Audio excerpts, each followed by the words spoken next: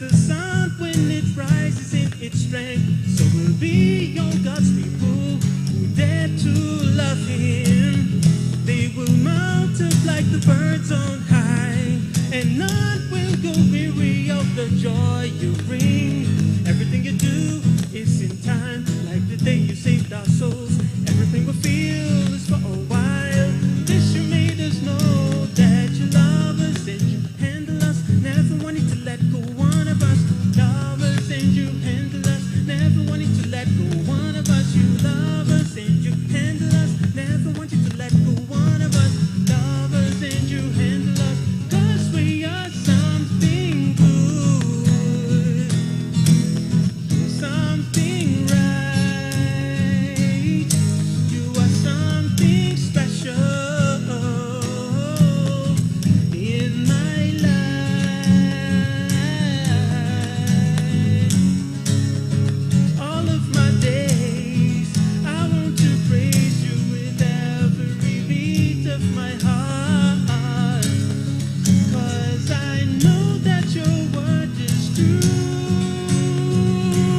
'Cause you are something good, something right. You are something special in my life. Oh, you are something good, something good, something right, and something special in my life.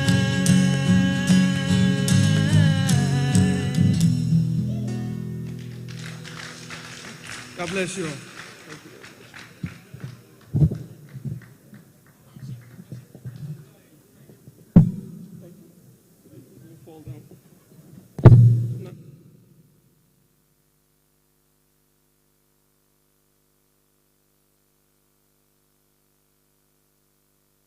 For those who are watching, you can share Mazizi Njanja Media, they're going to share so that we can get the whole world watching this, but we're already live.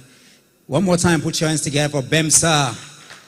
Bemsa in the house. Thank you so much for doing that. I want to welcome the convener or the founder of the Abba Poetry Club. He's here. He's none other than Happy Prince. Can we just appreciate Happy Prince? Welcome to our club now, Nigeria. Come on now.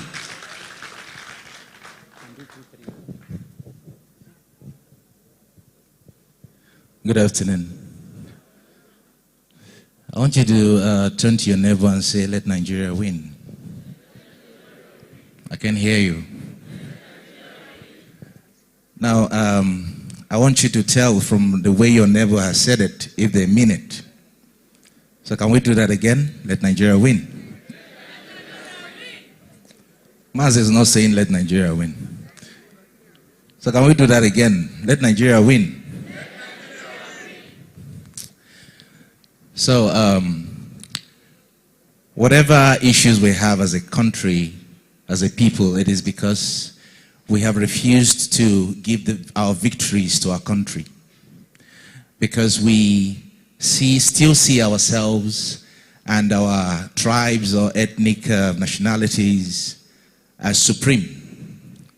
And like Dr. Mo just said, if we must build a nation, then we must think Nigerian in everything we do.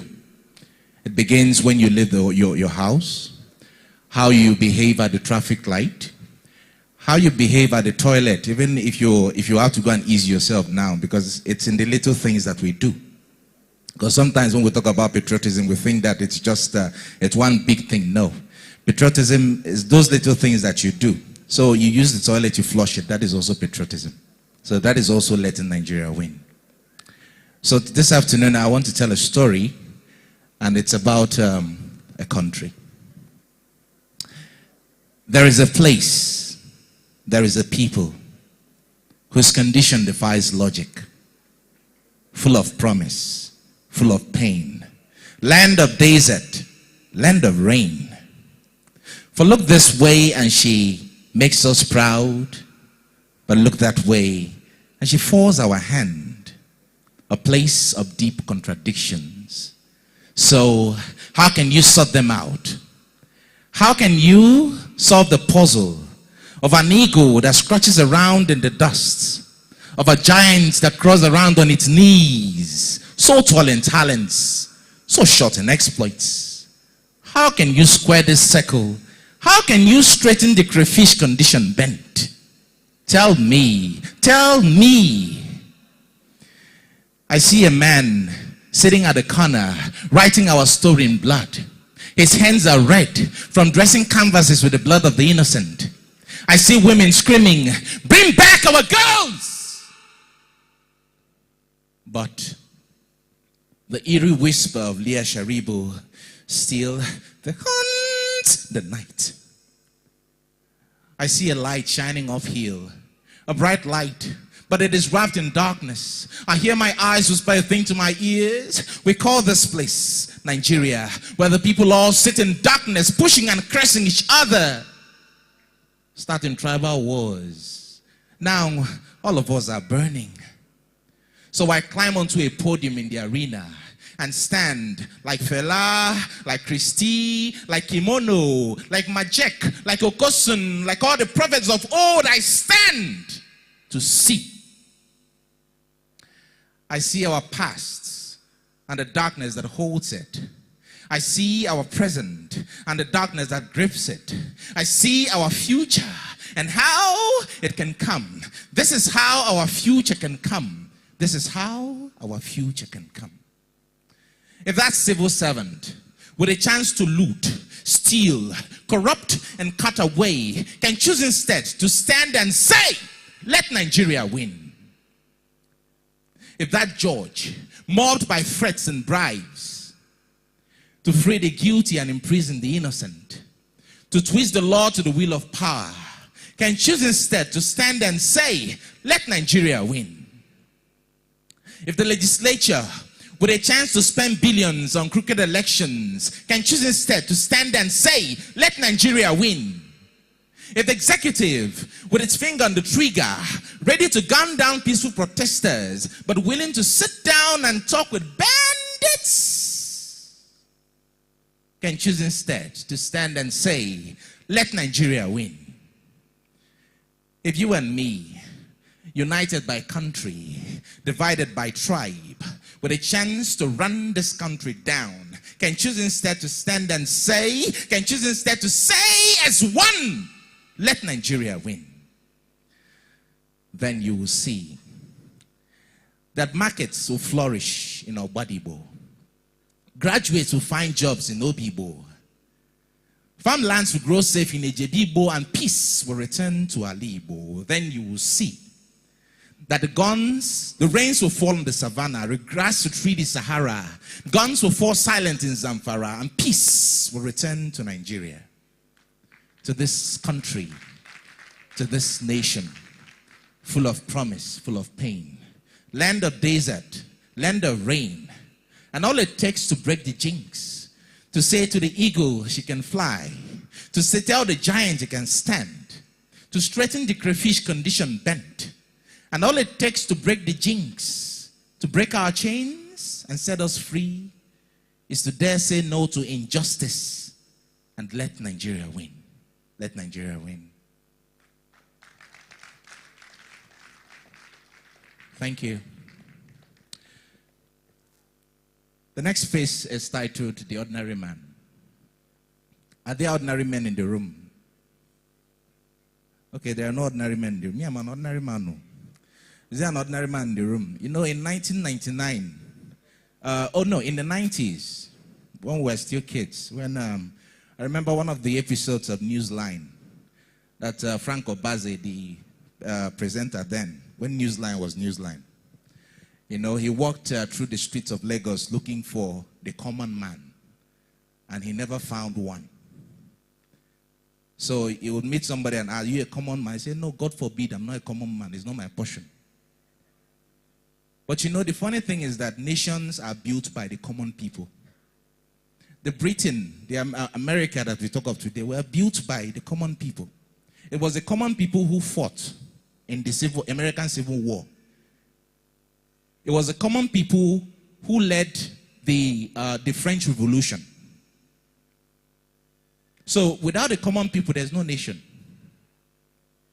And that is why when we say that democracy is government, what? Of the people, by the people, and for the people. The people they are referring to, common people. The people who are going to lead you are going to come from you to lead you.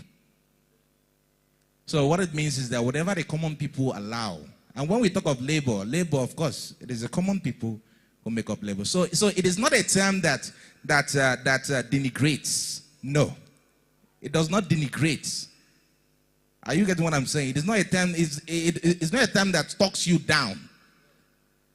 Okay. The ordinary man. Before dawn, his day breaks.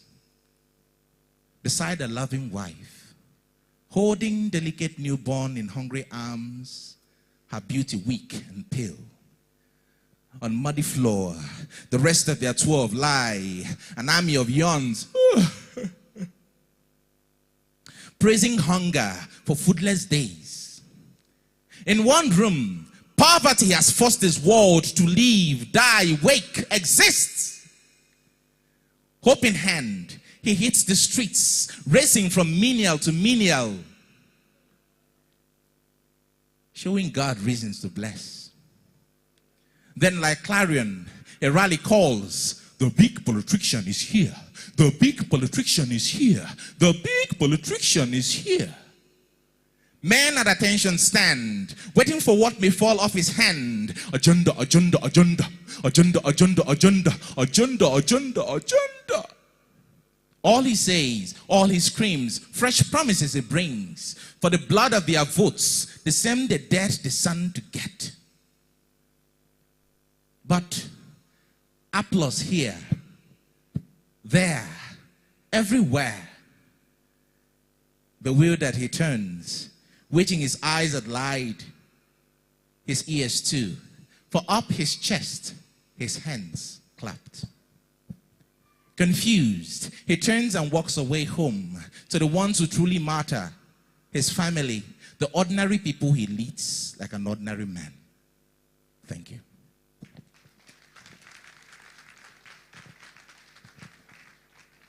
I know we can appreciate Happy Prince even much better. If you are in this room today, you are an ordinary man. Better clap for yourself. You will not believe the strength that you are made of. You won't believe. If you're here in this room, it means, number one, you are very objective.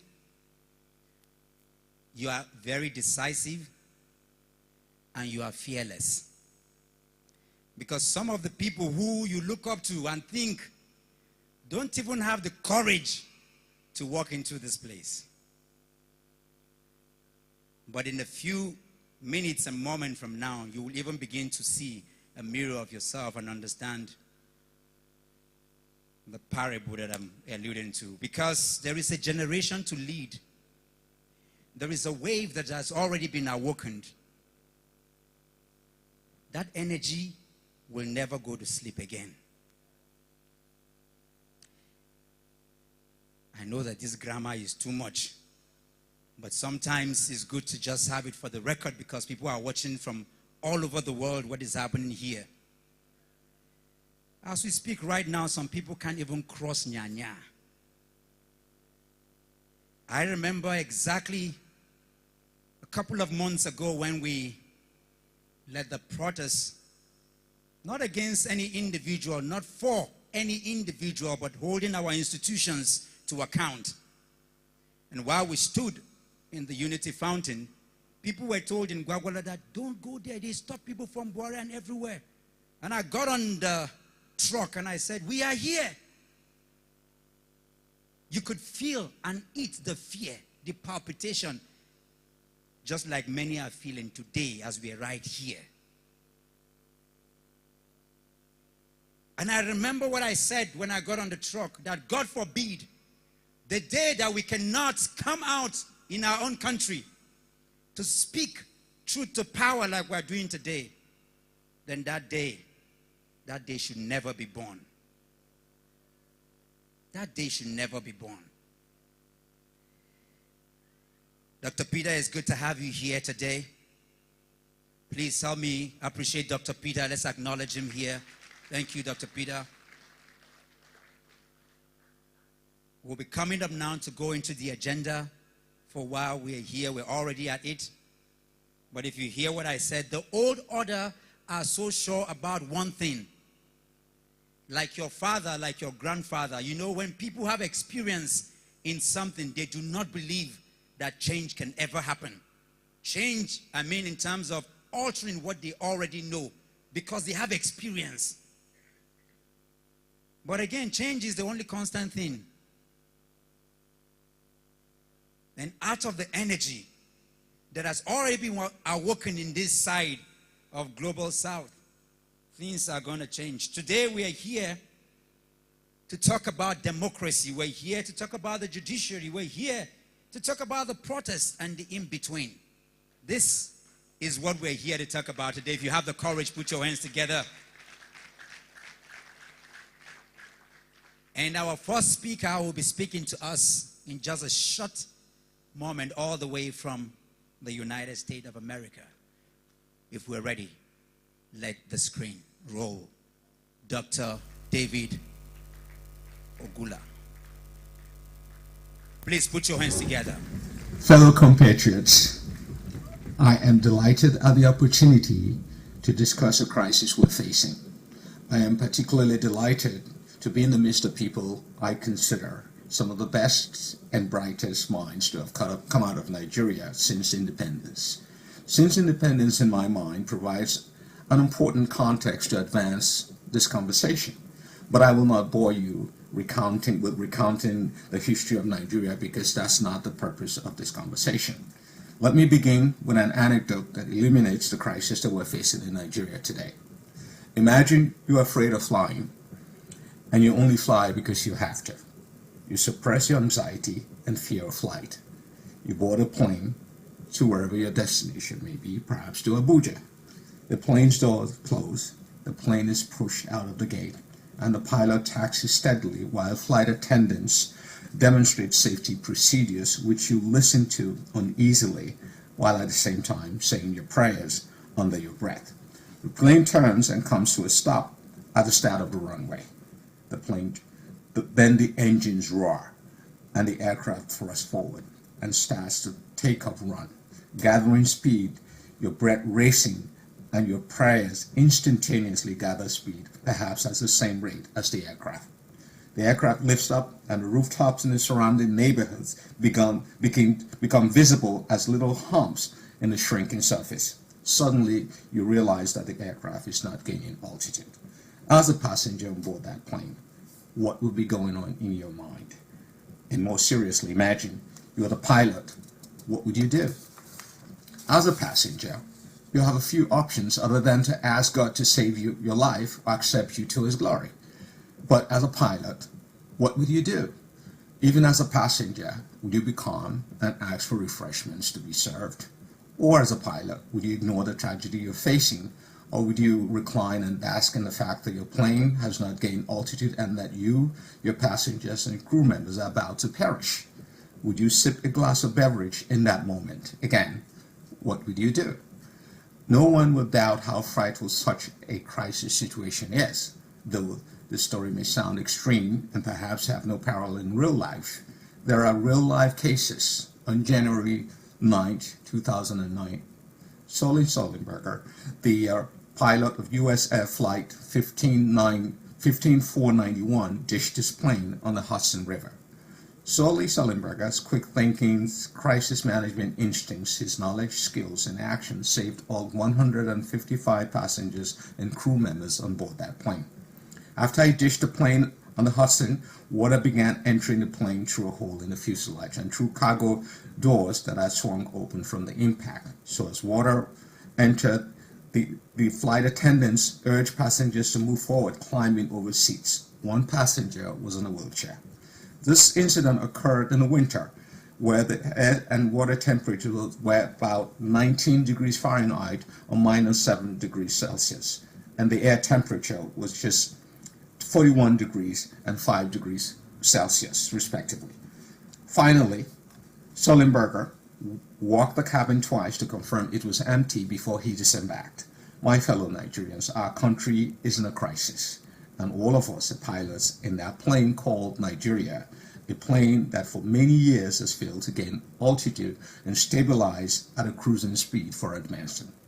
We have been lurching ahead for almost 63 years without gaining altitude. Similar to the US air flight that landed in the Hudson, your plane's engines are sucked in a flock of Canadian geese, or more appropriately, a flock of cattle egrets, symbolized by corrupt politicians, general subversive behavior, incompetence, apathy, docility, acquiescence, over-elasticity, and so on. And you only have a few minutes to make life or death decisions. How are we reacting? What is the role of the co-pilots and the flight attendants? There is no pun intended in this circumstance if we correlate the judiciary as flight attendants and the rest of us Nigerians as rescue boat crew members, many of whom on January 15, 2009 left their regular duties and headed for the rescue mission. In a few hours or days, the election tribunal will announce its decision on the petitions before it. Will the judiciary act like the crew of US Air Flight 15491 and begin the process of rescuing Nigeria from the plane in the rising waters of frustration and tension following the 2023 election? The incidents of the 2023 election were not a fluke. Nigeria's political culture is blanketed by primeval power plays, political chicanery, and superficial moralisms.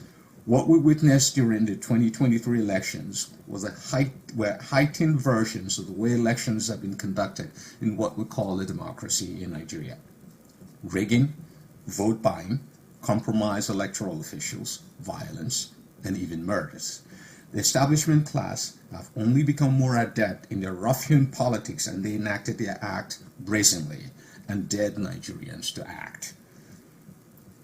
What happened on February 2023 was not new. What was new, in my view, was a pre-election movement driven by young Nigerians who were poised to redefine democracy for themselves. They were genuinely yearning to participate in the democratic process, and they did, yet the establishment politicians dashed their hopes and hijacked political power. I say this subversion of the will of the people must not stand. Nigerians went into shock and seem to have retreated. It would be a grave mistake to ignore this shock-induced temporary pause as a retreat. What is the temperature of the country? Your guess is as good as mine. There is frustration, there's despair, there's anger, tension in the air. If the tension is ignored with impunity, as has been amply demonstrated, the situation will almost likely spiral into an inferno. But I caution against predictions based on aspirations and hopes instead of tangible facts. The establishment class may not be able to resist the impulse to violently suppress resistance. They are prepared to use their power and power apparatus to suppress and subvert the will of the people. But can the will of the people who are immersed in rising heat be easily suppressed? The establishment class will only stop if people power overwhelms them. We must also not ignore the tailwinds of the attitude to submit and hope for the better. This is crucial in our crisis management strategies because ignoring them will be consequential in determining our success or a return to the status quo.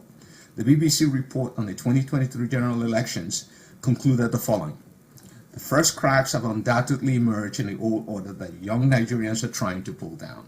The question is, how far are they willing to go? This is our challenge.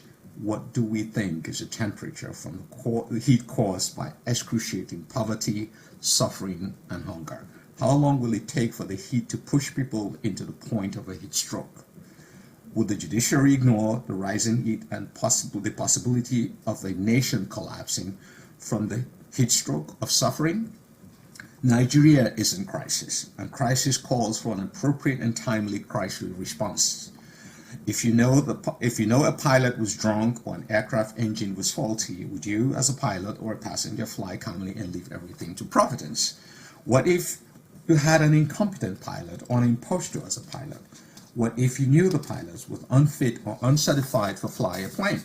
Would you say, I'll let her fly me to Abuja or wherever my destination is, then I'll make sure the next time that a certified pilot flies me? In the most common variant of liberal democracy, the powers of the majority are exercised within the framework of a representative democracy. But we saw this cardinal principle brazenly subverted in Nigeria. The Constitution and the courts, including the Supreme Court, limits the rights of the majority but protects the minority by passing bizarre judgments that secure the enjoyment of a few individuals. As we manage this crisis, we must strive to answer these questions and more. Who is speaking about defending the principles of democracy to those who claim to be models of democracy in the world? Who is speaking about equity, fairness, and justice to the world so that some may see the plight of Nigerians? Who is narrating the human story of suffering in Nigeria to arouse interest in an unfolding Nigerian story? Who is ensuring that these important topics are not consigned to 24-hour news cycles? The suffering of our people is a recurrent cycle. Therefore, our advocacy and activism must be persistent.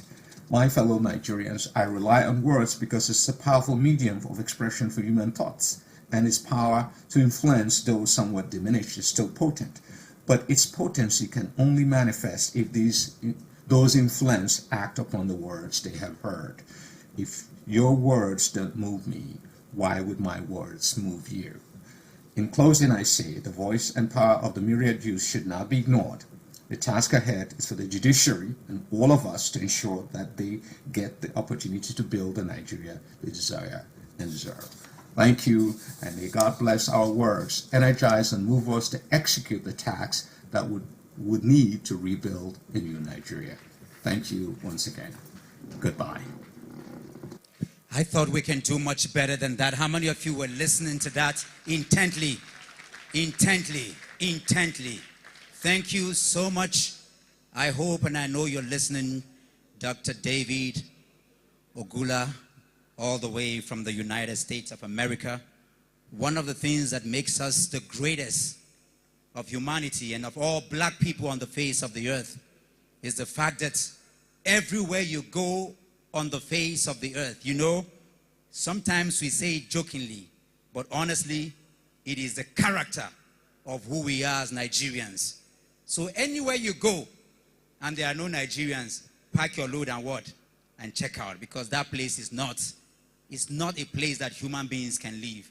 Everywhere you go, in the street, in the UK, in the US, there are communities in India, in Maldives, everywhere around the world we are there. Come on, Nigerians, put your hands together for yourself one more time and let's celebrate one of the Nigerians that is doing us proud all the way there in the United States of America, Dr. David Ogula. Thank you so much for that. I hope that it will be seeping in, and I am so graciously thankful that the whole world is watching this right now as we're here in this place.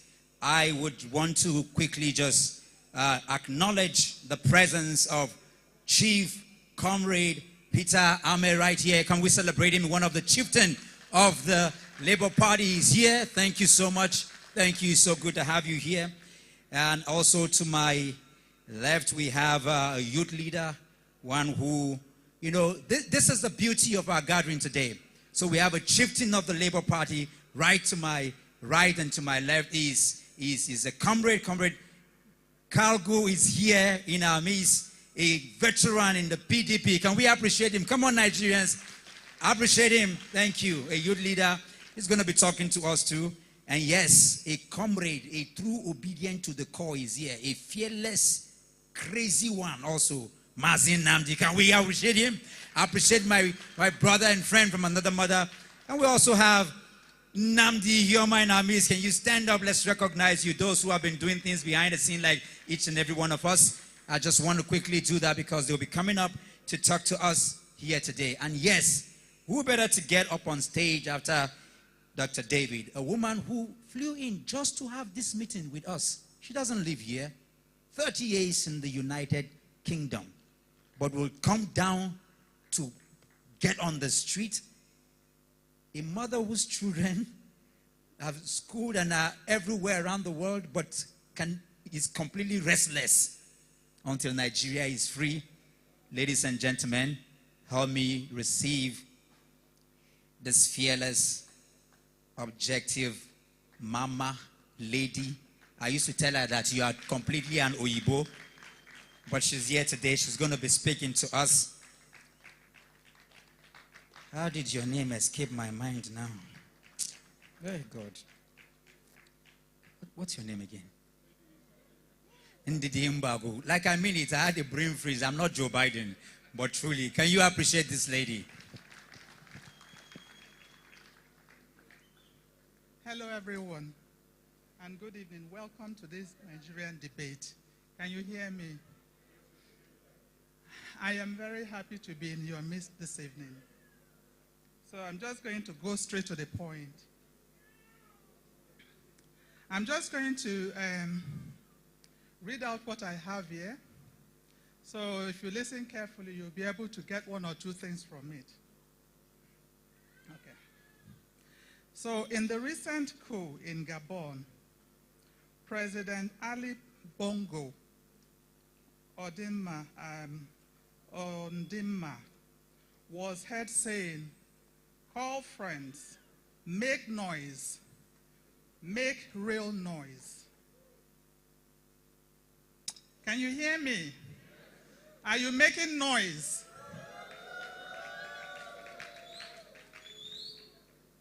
In the current dispensation in Nigeria, it is the right thing to do. We need to come out en masse and make noise. Shout if you like.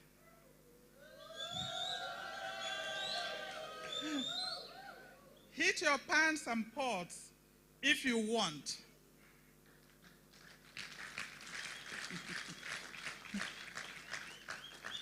Do everything, but do not keep quiet.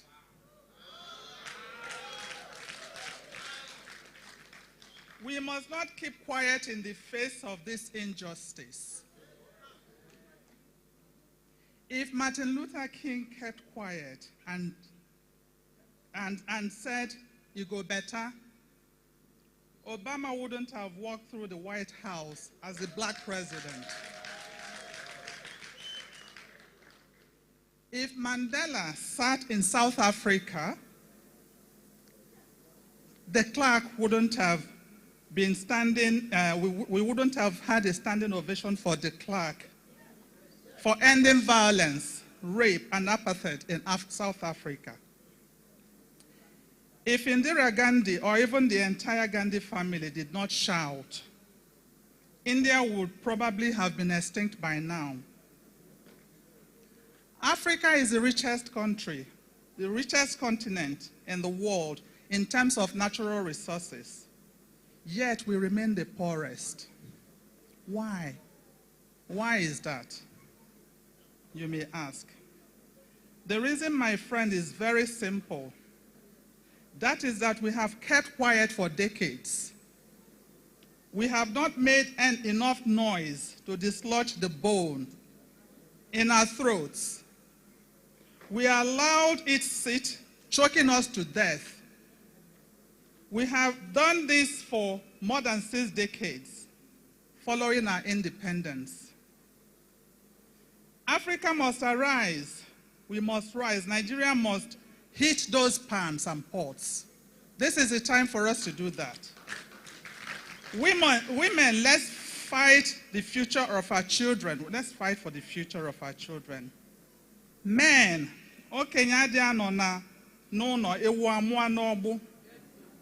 translated, it simply means a goat does not have birth in Theda, while an adult is at home. Where are you? Who speaks for the homeless, the hopeless? What about the Amajiris with no voice? Who speaks for them? Nigeria has one of the youngest populations in the world. Where are our youths? Where are you guys? Why are you not speaking? Why are you not banging your pans and pots? Why are you not on the streets in the light of this injustice? Why? Nigeria, we blame everyone except Africans. We blame every other person, every other continent for whatever we have that is troubling us. Like a pregnant woman, we wait in anticipation for the issues. Like a pregnant woman, we wait in anticipation for the outcome of the Nigerian 25th of February 2023 presidential election by the judiciary. Are we not waiting? The outcome will definitely shape our future, our children's destiny. Will we be silent here? We will not be silenced any longer. We are the generation that will wrestle our oppressors until they release the bone crushing our necks. We'll keep talking. We're not going to keep quiet. We have nothing more to lose. We have absolutely nothing more to lose. He that is down fears no fall. We are all on the ground. We have people's knees on our necks for years. This is the time. This is the time. So, as my dear friend Peter Ogule would say, if not now, when? If not now, when? The story of Africa can only be told by the Africans. Not Europe, not USA, Russia, China, or any other continent. We are Africa. We are Nigerians. We must wake up and write our story. Thank you very much.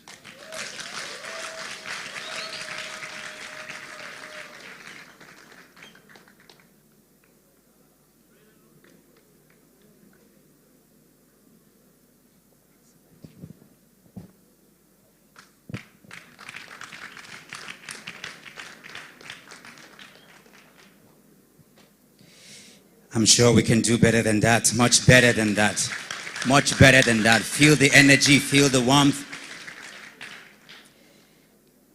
This life, no balance. Oh. Some people go just come, they talk soft. If you know what I mean. If you see this lady inside the truck a few months ago. So this voice that you're hearing, hear what she is saying, you know. Nigerians, are you here today? Happy Prince, let's do this quickly. Where is, what's his name again now?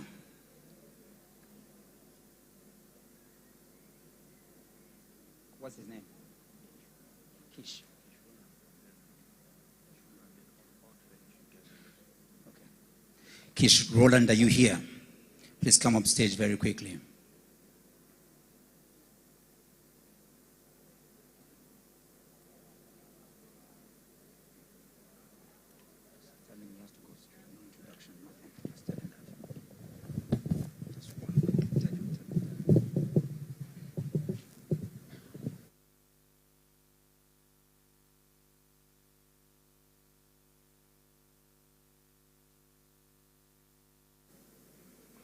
This poem is angry, furious at the fact that there are no changes. This poem is mad, crazy, loves to look like this. This poem is a monster. This poem is irate. This poem they gyrate. This poem they vibrate. It is done playing nice, wishes to pay the price, tired of all the lies. This poem is a delta of tears. It is the echo of our cries. When shall we smell the roses? Are the thorns in our brains not cruel enough? You try to replace them with chains, push us down with failed democracy, mock us with capitalism, flog us with messy education, slavery much. Centuries after our ancestors were abducted on a slave ship, we still find ourselves in mini dictatorship. They fake clean and talk about decency, but decency, these folks are so terrible at dancing, they keep stepping on our toes, and their brain has a pit so deep they can't deal with crypto, hoping to kill two birds with one stone, the bandit with two, but they can't clip our wings. We're strong on these two, we'll keep flying. This poem is red, it's an angry bird. This poem they gyrate, this poem they vibrate, this poem they irate, this poem they para. Even paramus know they use their head. For area where they sabi boy they turn cops 2 seconds now innocent people inside station. Spectabilis, if you come from where I stay, then you live below the poverty line. This poem has seen more sunsets than sunrises. You can call it the angry night. Angry over young people who do not realize how much the system institutionalizes. This poem is the shout that falls the walls of Jericho.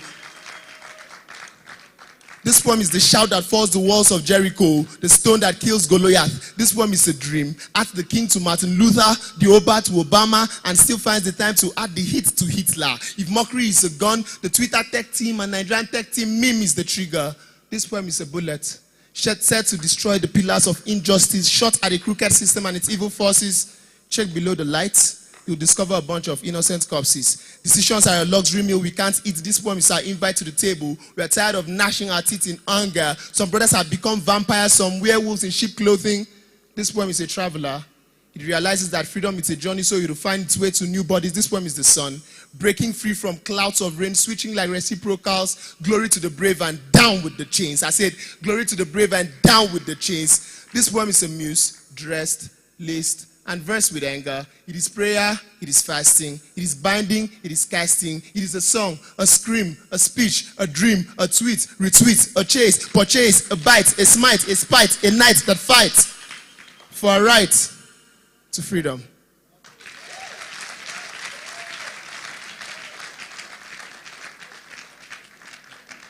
Keep clapping as Odd Felix makes his way here. Keep clapping, keep clapping. Keep clapping, people.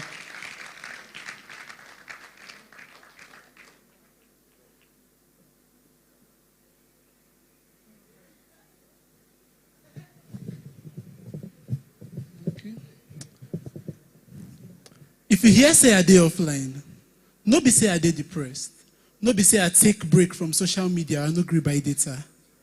Now my phone spoil. You see, as village people don't dey for city, be like say I city, if where I go work, results no go show.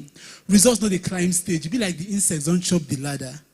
Life hard, even small pikin go tell you, but me, I go dey do wetin I fit do. So if you not hear me do poem again, no be say I quit poetry, no be say I take the money to record, go gamble.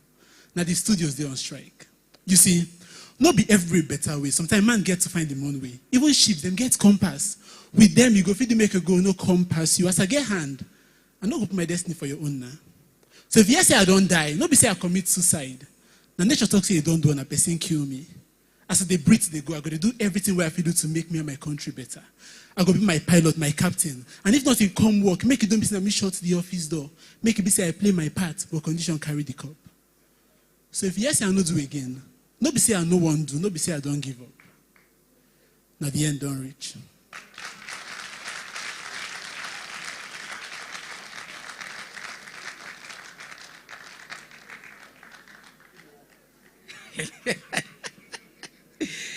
DG won't dare me, oh. Leave her now. This is my do my own now. You don't come to me like this. When I won't hear my own. Why are they violent like this? This broadcast does not support violence.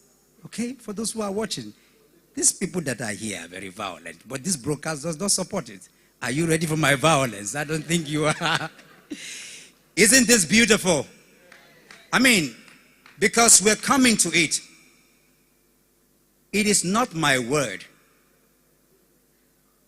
If we're still in court, but CY, who is now the chairman of the Bar Association, comes out to say, while we were still in court,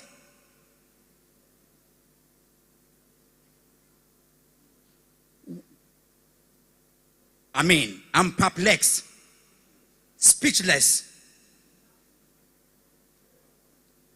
that whatever is happening in court does not matter, that this is where he stands.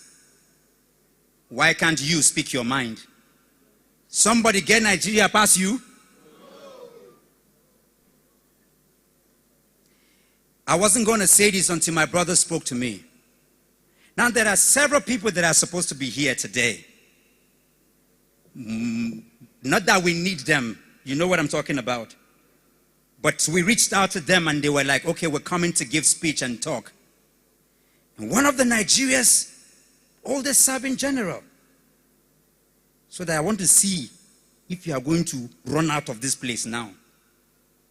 Came and said, Dr. Mo, we were talking with all the elders yesterday. They are supposed to be here today.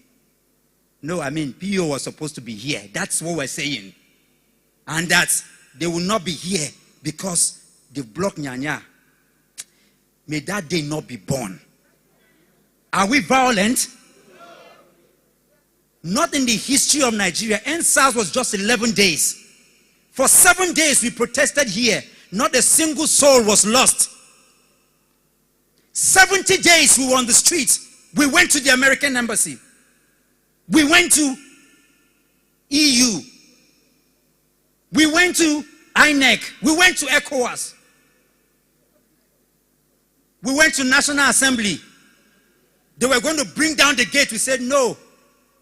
You bring down the gate so that these crooks, these people will now build the gate with 100 million. We will not give them that opportunity. Wasn't that what we said? Because we are wiser. We will not destroy our street light. When we went to the police headquarters, the police people came and they were crying while we spoke. We spoke about what we want for our country.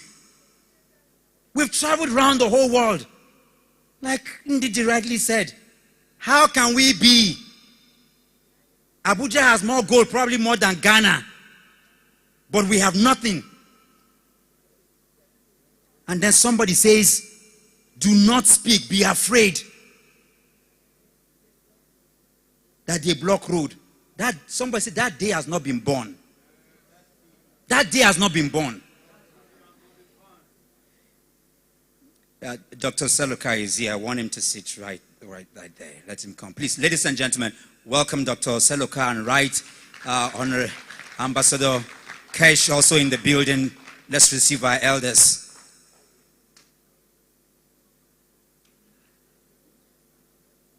We'll make adequate room for them to sit down right there. Welcome. Mazi, she can sit there. It's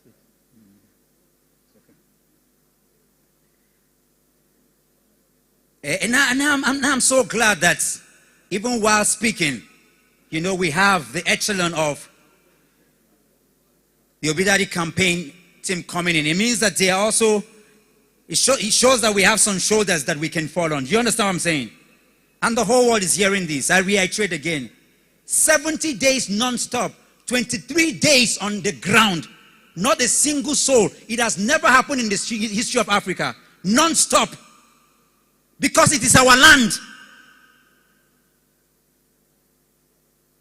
We picked after ourselves. We cleaned the street. We directed the traffic. Much more than the police and the soldiers could do. Because it is our house. This is our house. We didn't break street light. We refused to bring down the gate of the National Assembly so that we don't give them opportunity to go and use hundreds of billions to rebuild it. That's who we are. We are peacemakers. We are here to rebuild the ruins of our nation. That's who we are. And so if you are standing just, you must be decisive, objective, and fearless. And so why would not they watch all of una from Aso Villa, everything? Now Nigeria is ours. We own it. Those of you watching from Britain, America, and everywhere, we are here. Look everywhere, but this is our Papa, and we die here. We die here.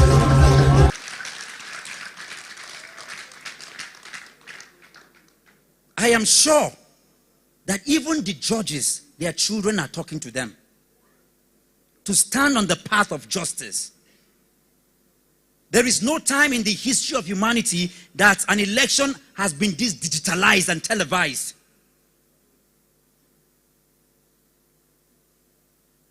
The import of the youth energy on the street in Zimbabwe, in Malawi, in Sierra Leone, in New York, all over the place over this election, never has it been seen. No, Atiku is not in court. PO is not in court. It is a justice system that is standing trial.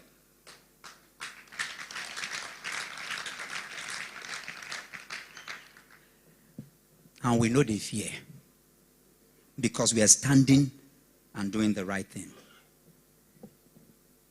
And so we're going to go through some sessions right now where I'm going to bring up some people and we're going to ask questions. And the first in line that I want to invite here is none other but somebody that I have great regard and respect for. I'm going to be asking and challenging him this morning or this evening or this night. Help me welcome to sit here, Dr. Peter Piper. Please put your hands together as he comes up. Energy, come on, energy, energy, energy, energy, energy. Can we shout, let the whole world know that this auditorium is filled up? We're not empty here. Camera, show them we are here. After all, they are on strike, so there's no place to go. So now here with no be so. What better place to be in Nigeria than in this room? There's no better place. Because tomorrow there will be what? Tomorrow there's what? There's judgment. 72 hours before the fraudulent pronouncement, we broke through the ranks. We are here. All we were demanding, we saw the result and we knew that this is not the result coming out because every polling booth was published. So we broke through the ranks and say, Oga, what you are talking about is lie. And if you impute lie, what is going to come out? We are not calling any names. We are just holding the institutions accountable. And after the elections, we told EU, we told UN, we told all of them that, you know, but I'll say it here because they're also listening. When I sat with the UN resident, he said something. He said, Dr. Mo, I see you with over 1,000 people, but guess what? There's no blood on the street. So you see what is against us? And yet some people will say that some people are planning to do what? 70 days. Did anybody lose? Did we crack any place? In fact, we were even giving money, water to beggars and people. Isn't that the Nigeria that we want?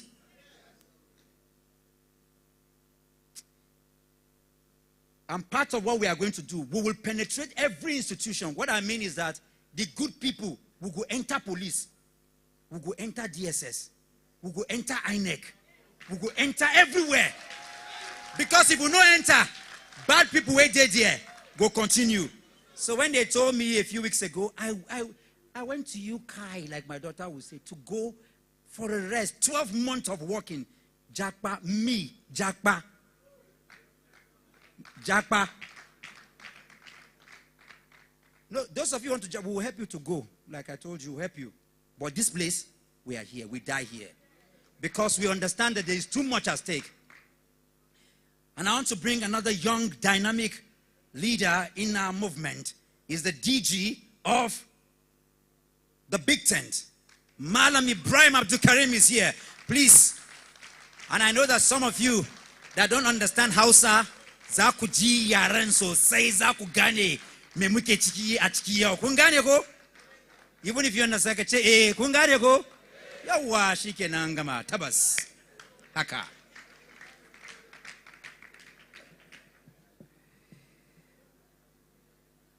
I also quickly want to bring up Uncle Gambo. Please come up. Put your hands together for Uncle Gambo. Let him come up.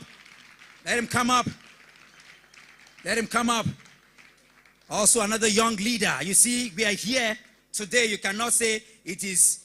This is what the Nigerian debate is, not the obedient debate, is it? So help me welcome a youth leader, Calgo in the building, all the way. A staunch chieftain of the PDP is here. Let him come up. Let him come up. Put your hands together for him. Come on now. I reach out to some of the APC people that have been making noise online. I say, come because we want to ask you a question. Please, are you here so that they will not say we marginalize anybody? Are you here?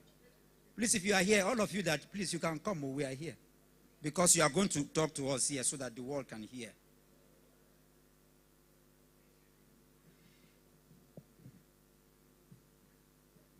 Prof is not here yet, but Chief Dr. Ame is here. Dr. Peter Ame is here. Please make your way up to the stage. Make your way up to the stage. Prof is on his way. Fantastic.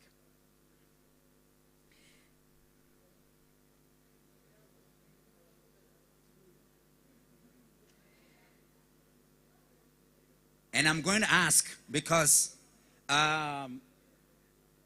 my friend and brother, okay, Mazi, Ihioma, and Mazi Namdi, please make your way up to the stage. Make your way up to the stage. Ned, you have to put one more chair here because I'm bringing two elders up. It's going to just be, oh my goodness.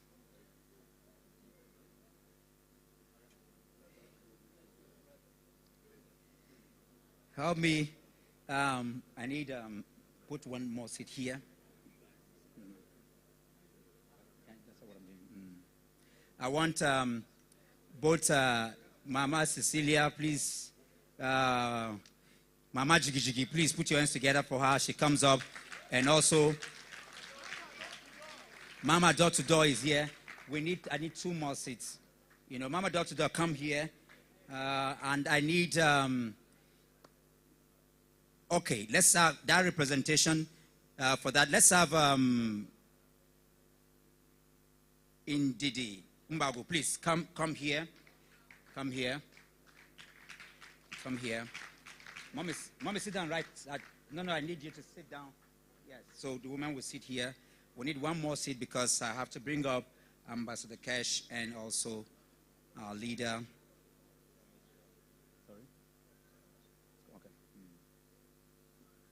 You have to sit, so the women sit at the edge. Put this. Okay. Yeah, we can. Can sit. Okay, fine. Okay.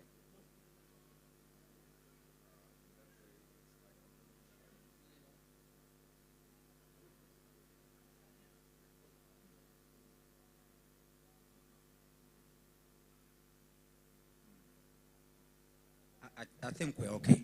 I need a microphone from there. We need an additional, just a microphone from there. We'll have, we're okay, we're well covered. Let's have you come up so you can join the women. Let's have one of the veteran mothers. Between you and Dr. Who is coming up? Between you and no, wait. No, hold. Let's not suffer you too much. I need a young. Is there a lady that traveled at least 2-3 states during the campaign or anything? Is there any lady, young girl here? Is there any young person?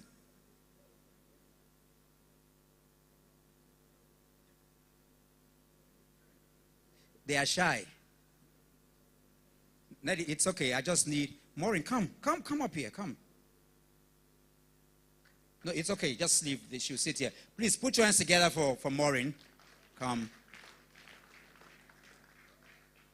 So at least they can see how the selection was done. So it's not something that was cooked somewhere. We don't cook result anyway. What you see is what you. That's what we're here for. And right away we're going to hit it up straight. You know, I want to.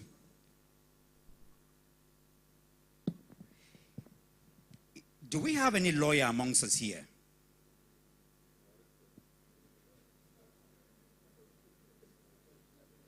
But let's attempt this. I want to see who can help us out here. What is the difference between a runoff and a rerun? Can somebody help us? Now, these are open questions. They're not directed. They are questions directed as you can do that. Dr. Peter, can we appreciate him? Well, rerun means exactly what it says. You run It was inconclusive, and you are running again. Rerun. But a runoff means you ran and some people fell off. So those who fell off will not be a part of those who will run again. I think that's an excellent job he has done with that. What you're saying, because we need to break, you know, we have energy and passion here. But energy and passion without strategy is useless. So that your candidate will not be the one that will join the runoff. I will not be able to rerun. Because what we're here to do also is to educate people. Because tomorrow, no, give him the mic because we're going to go around like that. Tomorrow, from the judgment, they're either going to be a runoff, or a rerun, or what? Or a no run. Do you understand? So that if there is a rerun, you know, from the INEC, I didn't say your own, from INEC stipulated agenda, in 1, 2, 3, for the bulk of the people here, I'm an obedient. They said that we came third. Isn't that so? It means, Dr. Peter, from what you're saying, if there is a runoff. If there is a runoff, it's going to be between 1 and 2. Did you hear that? Now, do you understand the meaning of runoff? Somebody say it depends. Please talk to us. Give him the mic. That's Doctor. If there's a runoff and the first person is disqualified as we requested, Aha. then it will be between us and the other. Aha. Give Dr. Peter, Dr. Ahmed, still holding the mic. I want to move to the question. What happens if Tinubu is disqualified at the tribunal tomorrow? What is going to happen? The issue is we are in a democracy, and the judiciary has been given the authority to do whatever in line with the stipulated laws, regulations and constitution of the Federal Republic of Nigeria. If they decide that evidence put before them is substantial enough for a runoff not to include Tinubu, so Tinubu will have a right to go to Supreme Court to look at the case again. But that judgment will stand, and the two who have been asked to do a runoff will continue to rejoice until the Supreme Court either affirm the judgment of the Presidential Election Tribunal or decide otherwise. But everyone will not fall. Wow. I want to feel the energy in this room. I want to feel the energy in this room. Let me know if Tinubu is disqualified tomorrow, what is going to happen in Nigeria? Doc, not be me, or they said there will be celebration all over Nigeria. I'm not the one that said it, though. All right, give Uncle Mazi the microphone. What happens if Peter Obi is said is disqualified based on technicalities tomorrow? What is going to happen? No, first of all, no heaven will fall because of anybody. That is why I felt very, very insulted or assaulted as a Nigerian when Justice Mary Odili the other day was speaking and said we shouldn't bring down the roof. What roof? We can't bring down the roof. This is our nation. And all we're asking for is, according to the book, the Constitution, do justice to all. Do justice to the system. The Nigerian state deserves justice. No one individual should be above the nation. Not one person. Not one person. So heaven will not fall if we get justice done tomorrow. And these 5 justices have an opportunity to save themselves and save Nigeria. Because should they uphold this illegality, then the Nigerian state is going to be seen as a crime scene, a crime center, where you just grab it, run with it, and that's what will be defined as election. So, first of all, to answer your question about POT tomorrow is the only candidate in that election that they announced, this so-called who is president now. In that election, he's the only one who goes to places in the mosque, in the church, in supermarkets, in motor parks, and Nigerian people gather to receive him. So we know who was voted. We know who the Nigerian people voted, irrespective of the zone, whether north or anywhere Peter Obi goes to. The Nigerian people, including those in power, they struggle to take pictures with him.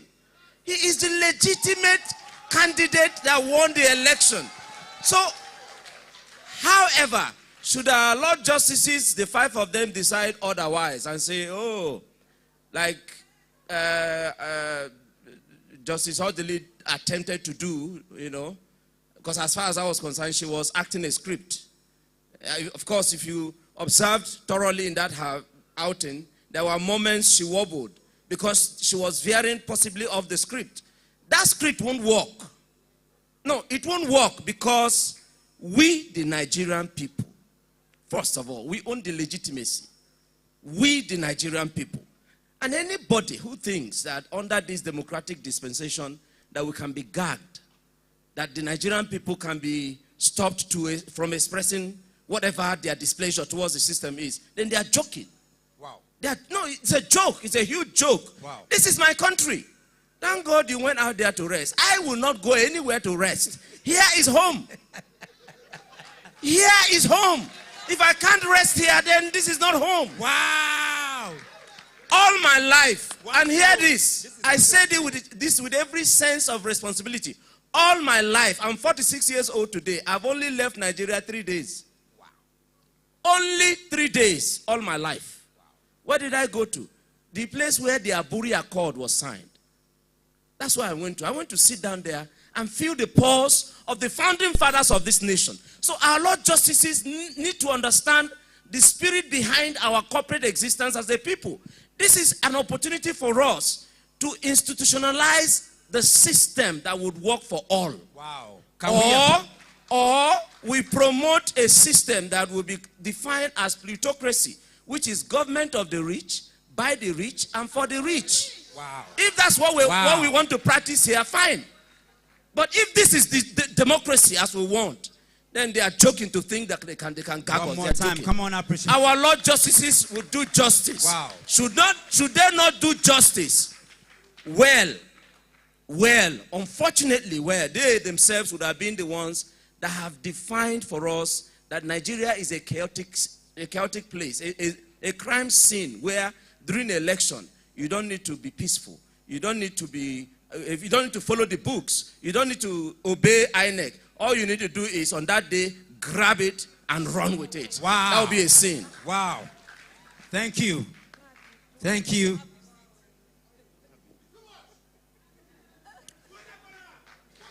Let's appreciate Mazi Nnamdi for that answer. Thank you. Thank you. By the way, I went to look for Lord Lugard. That's why I went to the UK. That's good, man. That's good. I went searching for him because I wanted to find out. I didn't go to rest. Went to find out.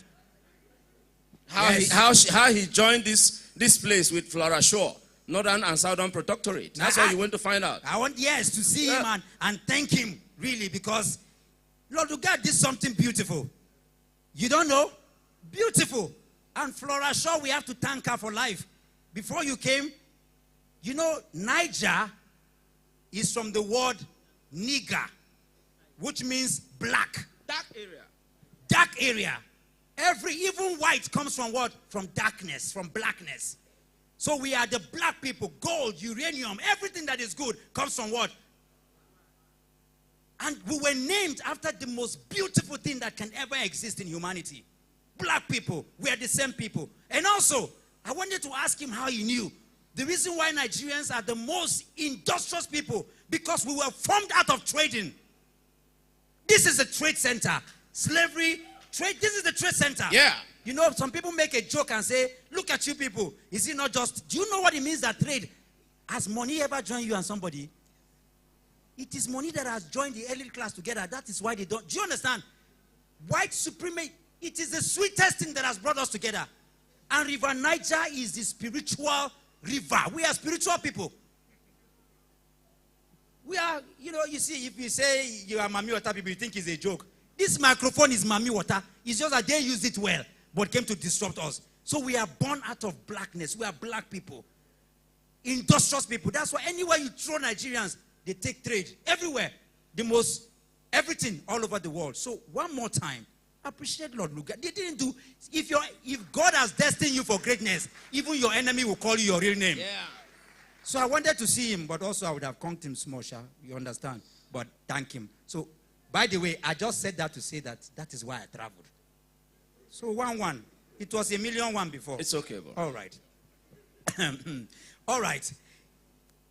Cargo, you are a young person. You have done fantastic. If tomorrow, and I like the fact that you can see, as a leader in the Atiku wing, if you are one of those judges tomorrow, number one, what are you going to do? And if Atiku is disqualified, what is going to happen? First of all, God forbid bad thing. Che Igbo kwenu, Yoruba kwenu, Hausa kwenu, Nigeria kwenu. Lot of things have happened, and I am angry because this is supposed to be been done more than like 2 months ago, not now. Wow. We should have come together to do things like this 2-3 months back, so that we can unite properly and face the enemy. Enough of all these things that are happening. Nobody is asking any questions. These leaders, they have Nnamdi Azikiwe back then. They have Obafemi Awolowo back then. And also Sir Ahmadu Bello. But who do we have? We have nobody.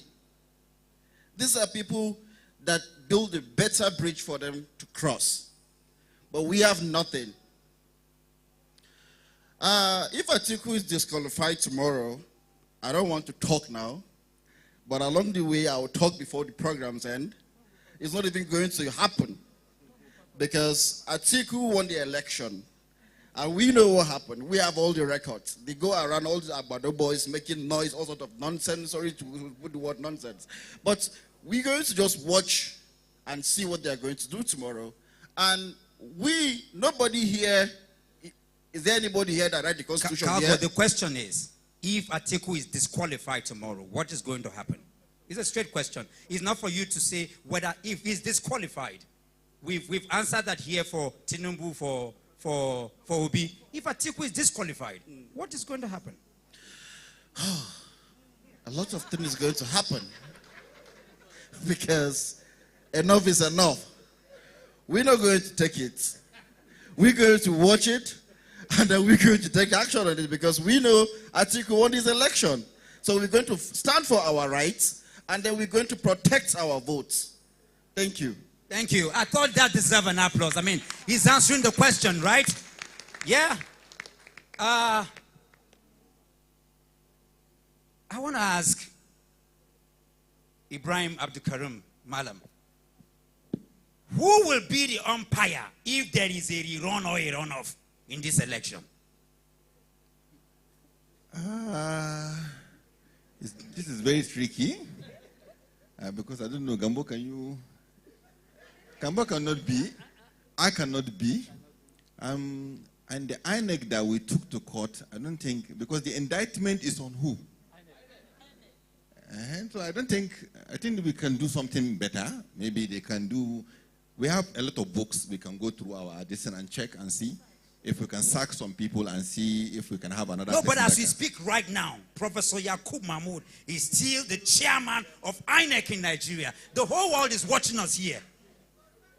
Alhaji Ibrahim Abdulkarim, tomorrow is Judgment Day. Yes. We're here on ground zero in the capital city of Abuja. Yes.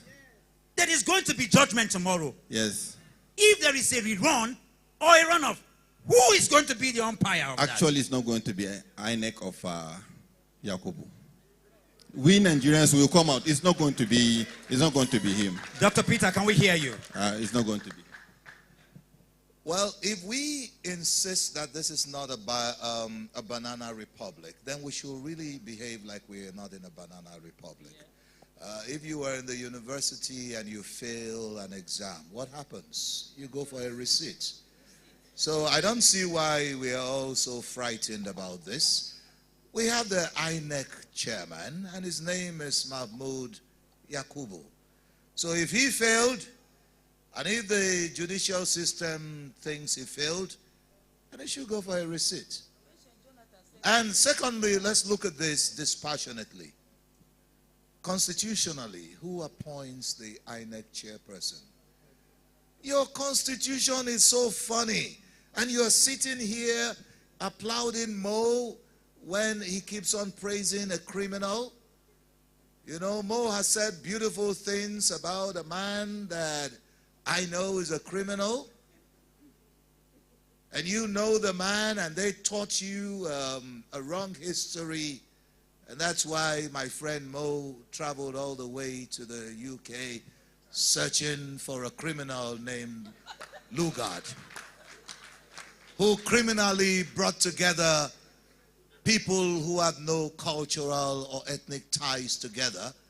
And he created this problem we are faced with right now. So our constitution clearly says, except you change it, and you can't change it between now and tomorrow, that your president appoints the chairman of INEC. In other words, I appoint the person.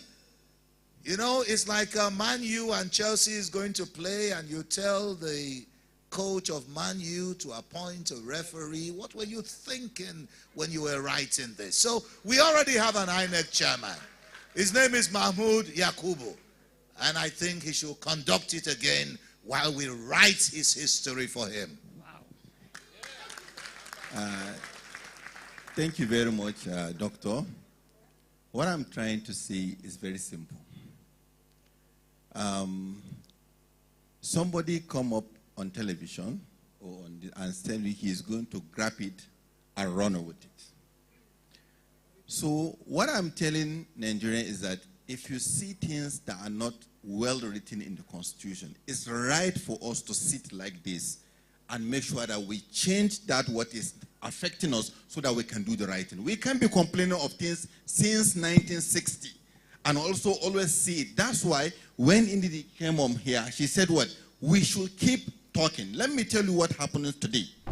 Is the talking that we continue doing that we have a presence today and we are talking, and tomorrow they are televising the, what do you call it? They are televising the judgment.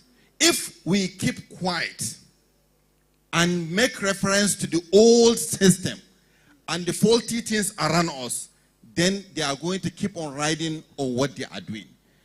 We have to stick and stand to the change that we want. And we must create the change ourselves. And we are too many for that. Wow. Wow. Give the mic. Can we appreciate it even much more than, come on now. I want to take on Ihioma just before I return to Uncle Gambo here. But we hear you loud and clear in the submissions that you have made. Is America part of our problem? Dr. Mo, I know a musician. You don't have a visa yet? I know a musician that came from Nigeria. And he became one of the greatest artists in the world. And he sang one song, Suffer, suffer for work, enjoy for heaven. Archbishop Ingo, they talk. Allahu Akuba. Open your eyes everywhere. Archbishop na meliki. Pope na enjoyment. To cut it short, that was what Fela said to us. And Fela sang a song, and he said this, suffering and smiling. The biggest problem we have is us, Nigerians.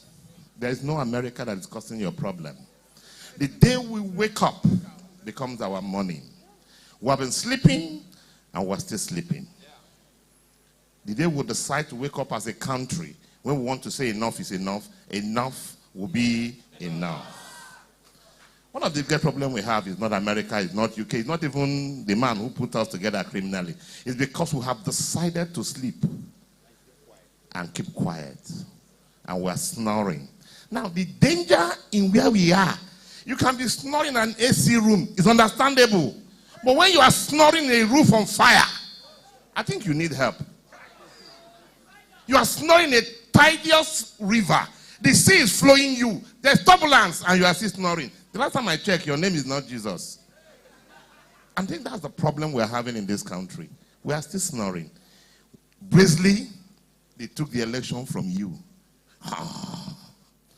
The judges started what they do. I was watching social media yesterday and I was looking at all the election counting sections. All I was hearing was 75 OB. I go to Imo State, I was seeing 20 OB. I went to Lagos State, I was seeing where votes were counted.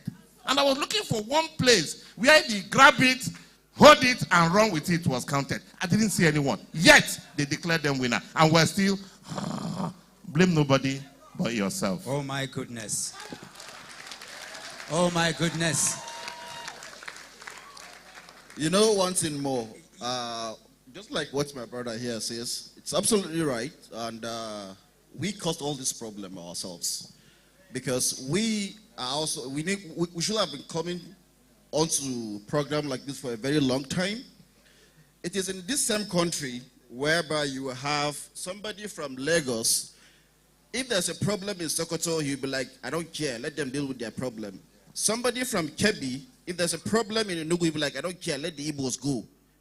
This is where we got it wrong from the beginning. We are not united. And let me tell you one funny thing. You see, these are our leaders.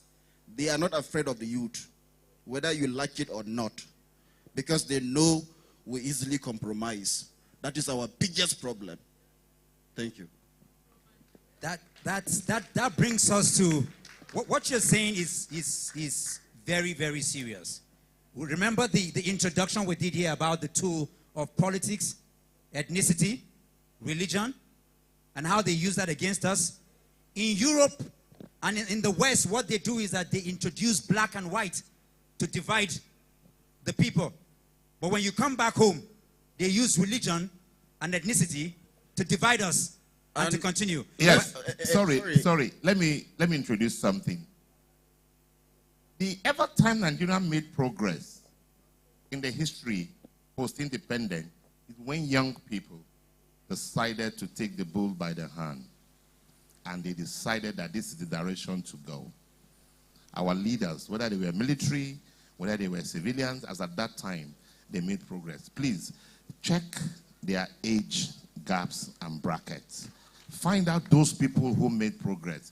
The Nnamdi Azikiwe, the Awolowo, how old were they when they were making progress? 40s. How come you and I are standing here and let ancestors rule us and tell us where to go, and yet we refuse to stand up? How come we are standing here? Ancestors are making decisions for young people. My mates out there are out of politics. I'm 52. Out there, my mates are out of politics. They're supposed to be leading people, but I'm still waiting for the youth who will be the last of tomorrow. I don't know what you are waiting for. I think it's time to stand up. Kai. Thank you. I'm coming. I want to ask Mama Yara. I was in Lagos 4 days ago. The streets of Lagos was empty. I saw mothers trekking and walking because they can't even afford transportation.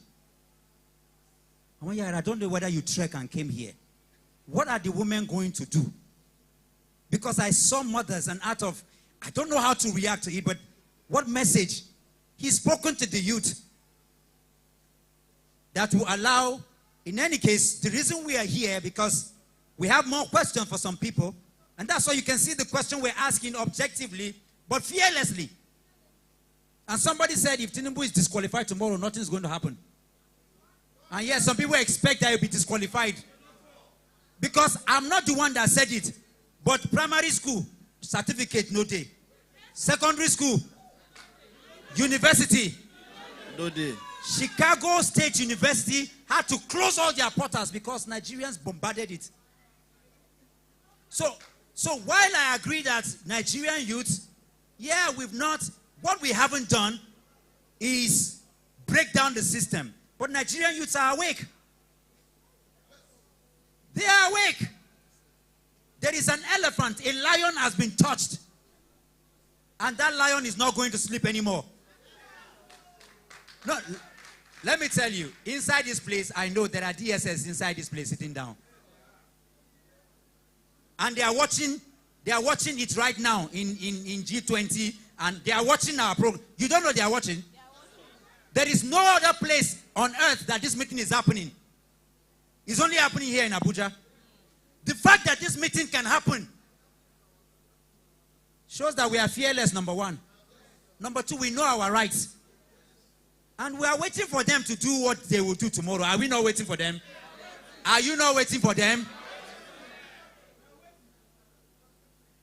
That we did protest for 70 days and did not destroy Abuja is because we know our rights. But Mama, before you answer that, now that we're touching on the heat of this, Dr. Peter, is military action an option for us? Let's go to the meat of this discussion. Because I'm coming for Prof. You're talking something. If the youths have known their right, they've come out to demonstrate and march everywhere. And yet, because we said, particularly, let me say this, because, and I will say it here, because P.O. said, don't be violent. He said, don't be violent. Otherwise, I can tell you that the worst of people are part of the obedient. We know how to snatch too. We know how to grab too. We know how to run too. You think PDP youth cannot do that? They can do it, but they chose not to because this is our house. And what you are doing, are you up there? Do you have the video of Falana? It's 3 minutes. Please play it right now. Play it right now before Dr. Peter responds to that. Play that video right now.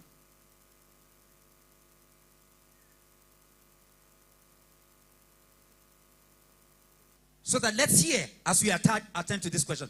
This is Dr. Haruna Goro. Go to the next one.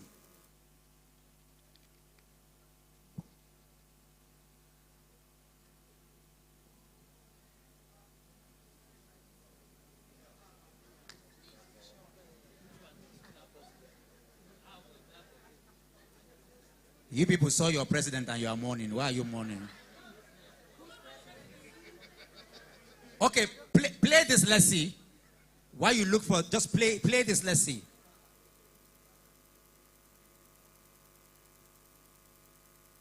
Go back to Dr. Haruna Goro. Go back to Dr. Haruna Goro and see. Play it. Let's listen. Take a listen. Hello, fellow Nigerians. A lot is happening. A lot is happening. This is your friend and brother, Dr. Haruna Goro. It's been a while, but I need to bring you up to date with what is happening in Africa. And if we are not careful, we will have something like that in Nigeria. Did you just hear what happened in Gabon? Let's not think that this may not happen in Nigeria. I want you to listen to what former President Jonathan said. He was virtually warning us as Nigerians, talking to those people who think that what is happening now with the young people are just disgusted with the way that elections are being done. The people that did not win elections are the ones that they are enthroning as presidents over nations. And that's why the people are standing up. Let's not be surprised if that happens in Nigeria. Don't sit down there and say, no, Nigeria is different. Was Nigeria not having many coups before? Is it because we have this thing we call democracy that is a sham? We all know that Tinubu was not legitimately elected by the people. That's why we must be careful. We are calling on the judges that are sitting on the election tribunal to make sure there is justice if they want peace in Nigeria. I want you to listen to what former President Jonathan has to say. Remember, during Jonathan's time, he said his ambition or his wanting to go a second term is not worth the blood of one Nigerian. That's why peacefully he relinquished power. But the current ones we see today, they want to hold on to power by hook or by crook. And that's why Jonathan is warning. We shouldn't think that because we have peace now, that it will be like that forever. I want you to watch it. Let me know what you have to say. What do you think about Nigeria? Let me use this opportunity to advise us who are politicians and those of us who are in the security services that while we are doing the job we are meant to do, let us not, because the judiciary is very conservative, try to blackmail them or squeeze them. Sometimes when we have political powers, we get blinded. They say sometimes your wisdom is consumed with confidence. When we bear the big name, president, governor, all the speakers and so on, we become so blinded, especially even in the security services. When you're holding certain positions, become so blinded. But society is changing, and we must learn, we must admonish ourselves. And civil society is becoming very, very active. And certain things that probably we do and get away with it, we may not get away with it tomorrow. If we take laws into our hands and try to squeeze society, young people will react. It happens when I was the president in a sister country, Burkina Faso, where by their law, if the president is not there because they have no vice president, it's the speaker of the parliament that will take over the country and manage the country. The president wanted to amend the constitution so he go for a third tenure. And from the thinking of society, the parliament was compromised, so the speaker was to do it. The young people in Burkina Faso, the civil society, they mobilized and moved in to the parliament to kill the speaker. The security people couldn't defend it. The speaker has to run away. They burned down the parliament, the national parliament of that country. The mob moved into the state house to attack the president. The president defense squad that was even stronger than national army couldn't stop the mass movement. Otherwise, you kill everybody. The president has to run to Côte d'Ivoire. The country was in a quagmire. Their constitution said the president is not there, the speaker. Now the president ran away, the speaker ran away. Nobody to take over power. The military have to step in. So we, the politicians, and those of us who are holding sensitive security positions should know that society is changing so much and that we should do everything based on the rule of law. We are all seeing what is happening in West Africa, how the military is taking over many of our African states. And don't sit down there and think that Nigeria is any different. You push the people to the wall, you never can tell what they are capable of doing. And that's why we are calling on the judiciary to do the right thing. See what just happened in Niger. We're not even done with that. And then there was an election last Saturday in Gabon. And they again stole the election, rigged the election, and this man wants to continue. Somebody that has been there 2 times and his family have been there for about 50 years or more, and he wants to go a 3rd time. And the people didn't vote him, but they used the Electoral Commission to rig him in. This has been happening from one nation to the other in Africa. When will this thing stop? That's why the army are now taking over power in Gabon after the election was rigged. And President Ali Bongo is said to be the one that has won the election. Obviously, the people didn't vote for him, but he forced himself on the people. So that's why the army came out and took over power. And he was there under house arrest, telling his supporters to go out. And we waited to see where the supporters were. And when the army came out, and now that they have taken over power, the nation, they went into celebration. People were all on the street cheering the army. Another day, another military coup in Africa. This time in the Central African country, Gabon, where crowds are celebrating the toppling of 14-year President Ali Bongo, whose family have held power since 1967. A mutiny that unfolded shortly after his re-election announcement. Les élections générales du 26 août 2023. The general elections of August the 28th, 2023, as well as its full... Thank you. Can we celebrate Dr. Haruna Goro? He's been consistent from day one, speaking truth to power fearlessly. He has been attacked several times. People have called him and spoken all kinds of things to him, but he has consistently maintained to continue to speak truth to power. I believe that the military cannot take over government in Nigeria, Dr. Peter. I know they will not, and they cannot, and they should not. Is military coup an option? Let me begin by singing the national anthem of your country, you Nigerians. Let's interpret the content. The first word is what? Arise. Just forget every other thing. The very first word in your national anthem is what? Arise. Is that not your national anthem? Did it tell you to sit down? No. So why don't we think? Did the national anthem tell you to calm down? No. Is it calm down, oh compatriots? No. Is it cool down, oh compatriots? No. What does it say? Now, when the politicians twist the populace to the point that they can no longer arise. Just like what happened in Lekki toll gates, where the youths, following what their own national anthem has told them, they arose. They came out in public. Who shot the youths? Who killed the youths? Who killed the youths? So when the youths arose, they did exactly what their constitution, what their national anthem told them to do, and these soldiers shot them. All options are on the table. If tomorrow the soldiers decide to do what the national anthem says, arise, O compatriots. Nigeria's what? Call. What do you do to the call? Obey. Be obedient. The national anthem has told you to be obedient when there is a call. There is a call at the moment. And if the youth tried it and they were shot down, and if another man with a gun decides to arise, he didn't do anything wrong. Thank you very much. Thank you. Thank you. Prof, I want you to come up for a minute. Please come up. Ladies and gentlemen, Professor Chris Mwakobia, just a break in interlude. Just come up for a minute. Just come up here because you're going to be talking to us right now. By the way, one more time, put your hands together for Dr. Peter Piper for his submission. Professor Chris, I'm bringing you up not for your keynote yet, but because I needed to break something. Please come up here.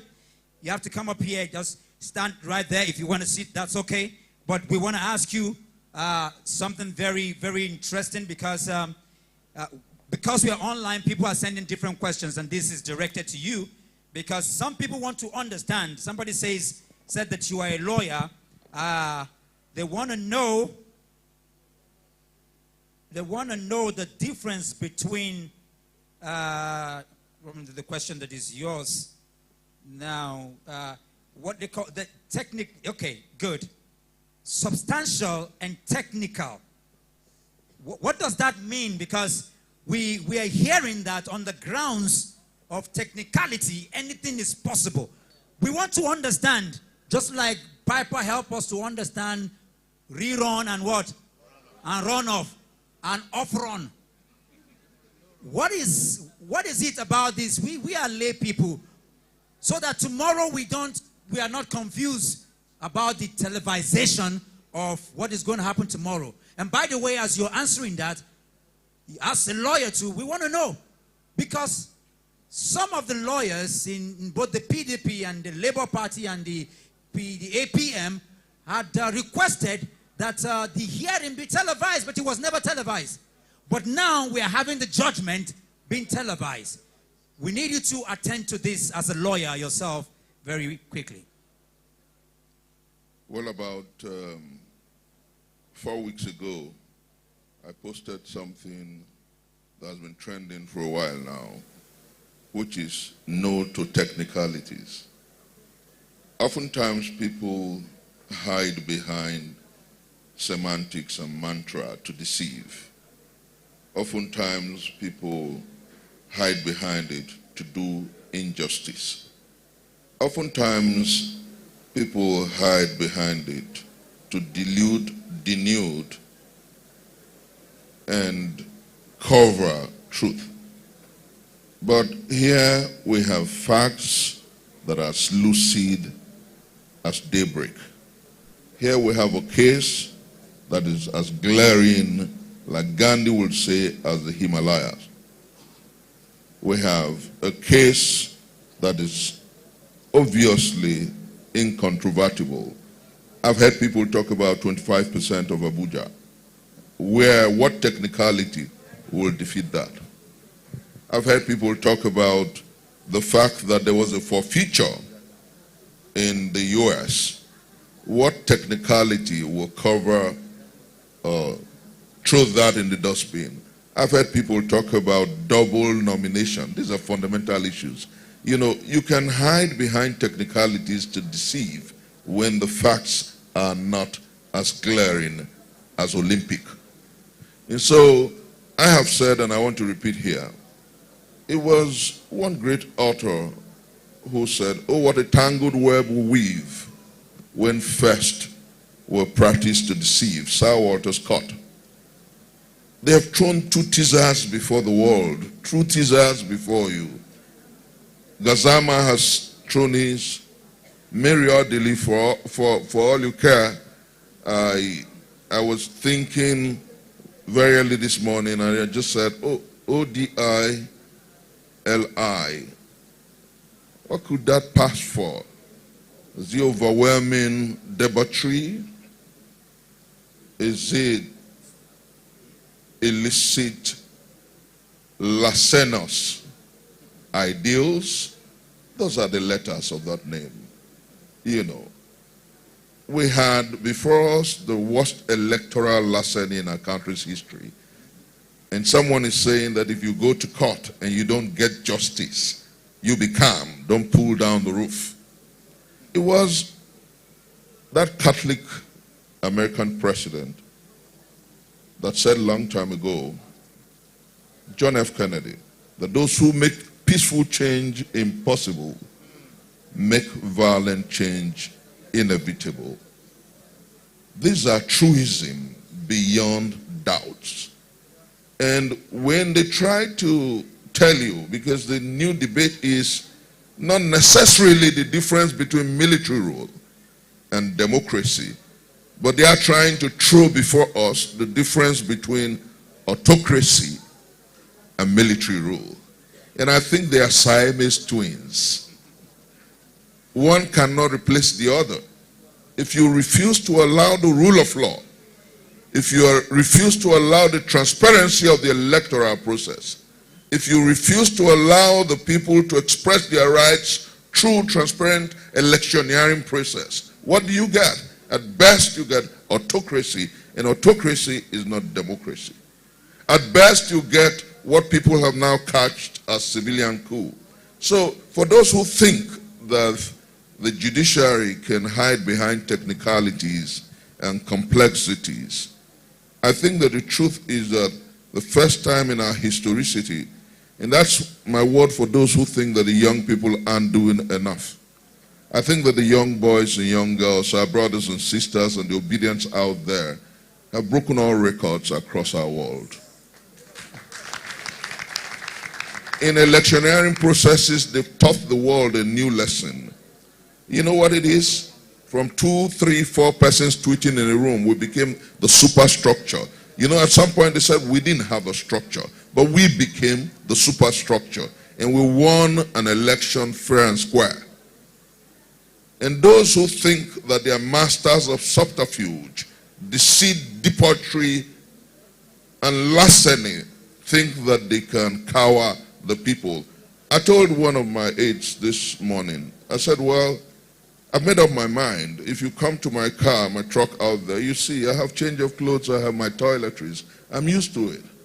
I've made up my mind. And in my tweet yesterday, I told the world, I said, you don't beat a child and refuse a child the right to cry. Those who are threatening us have beaten us silly. They took our mandate away and they don't want us to cry. Who does that? And I said, open the prison yards.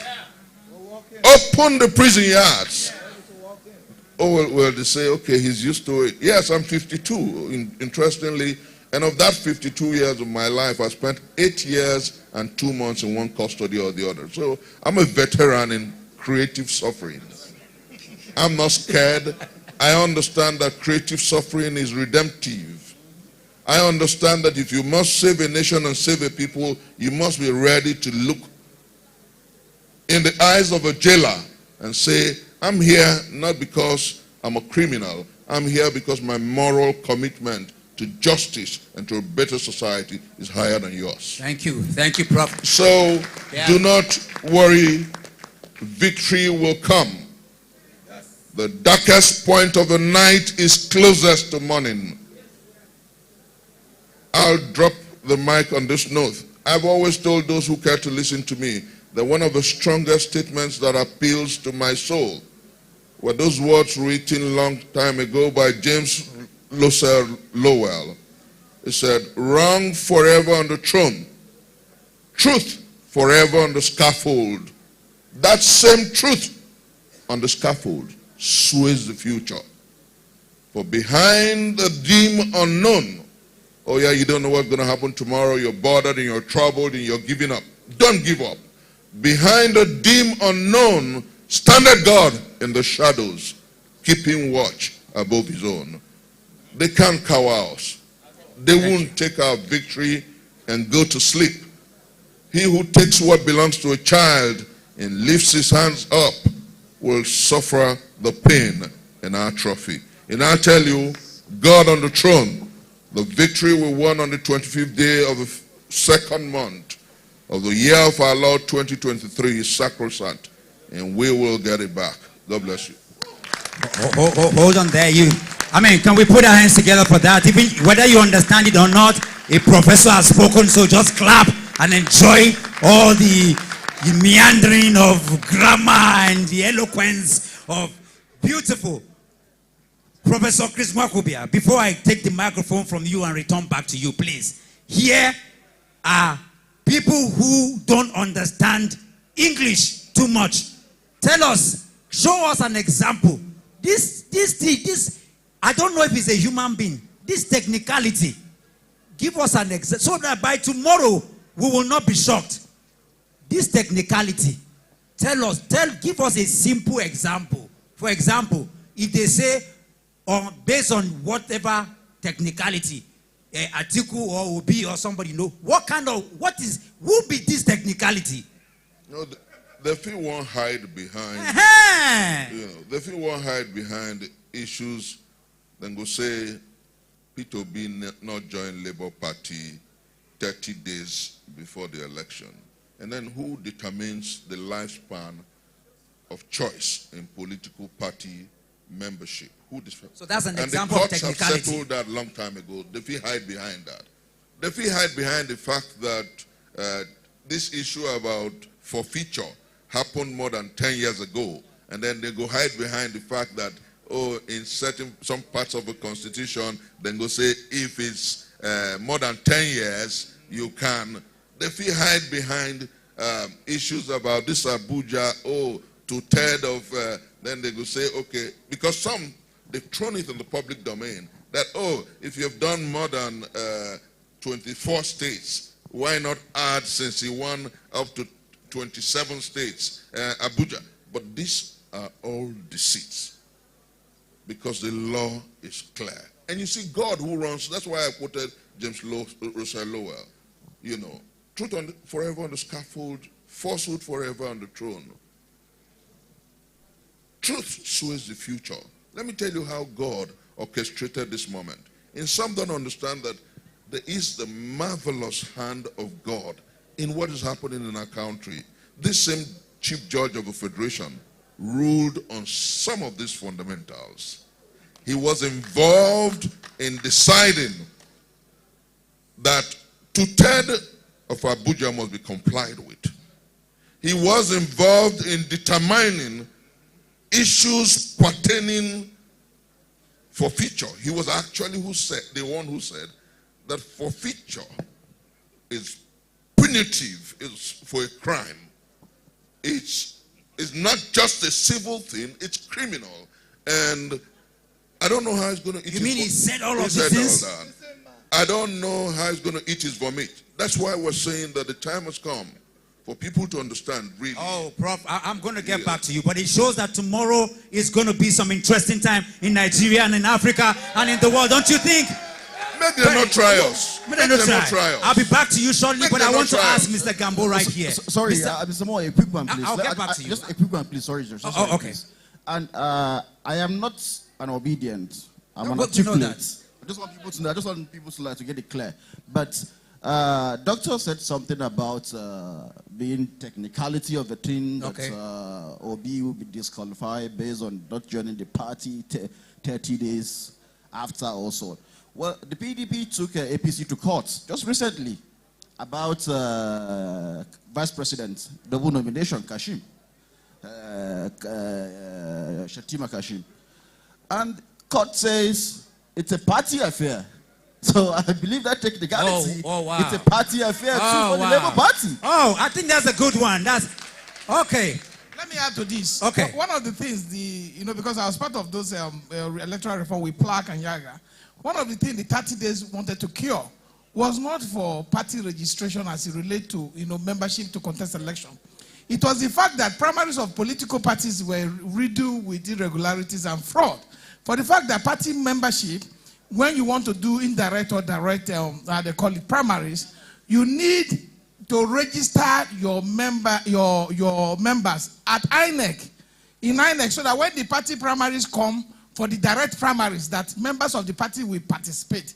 It do not be easy for the governors in the state, the emperors, and usually manipulate our electoral system to favor their selfish interests, to manipulate that primaries. So that was what the 30 days was meant to cure, not membership of a political party, because it's very clear that the Constitution said that you shall belong to a political party, an association, or a trade union that your interest is protected. And there was no gap to say, if you don't participate, if you don't join the party at this point in time, you will not be able to contest an election. Wow. Party membership is a continuous process. If you can even register a day before election, you can register on election day, because the Constitution has given that as a free movement. It's a freedom. It's your right. Right to participation, right to be involved. Thank you so much. Thank you so much. Can we appreciate that? So we all know what technicality is, don't we? That demon or angel called technicality. Prof. More can I say something that's yes. important?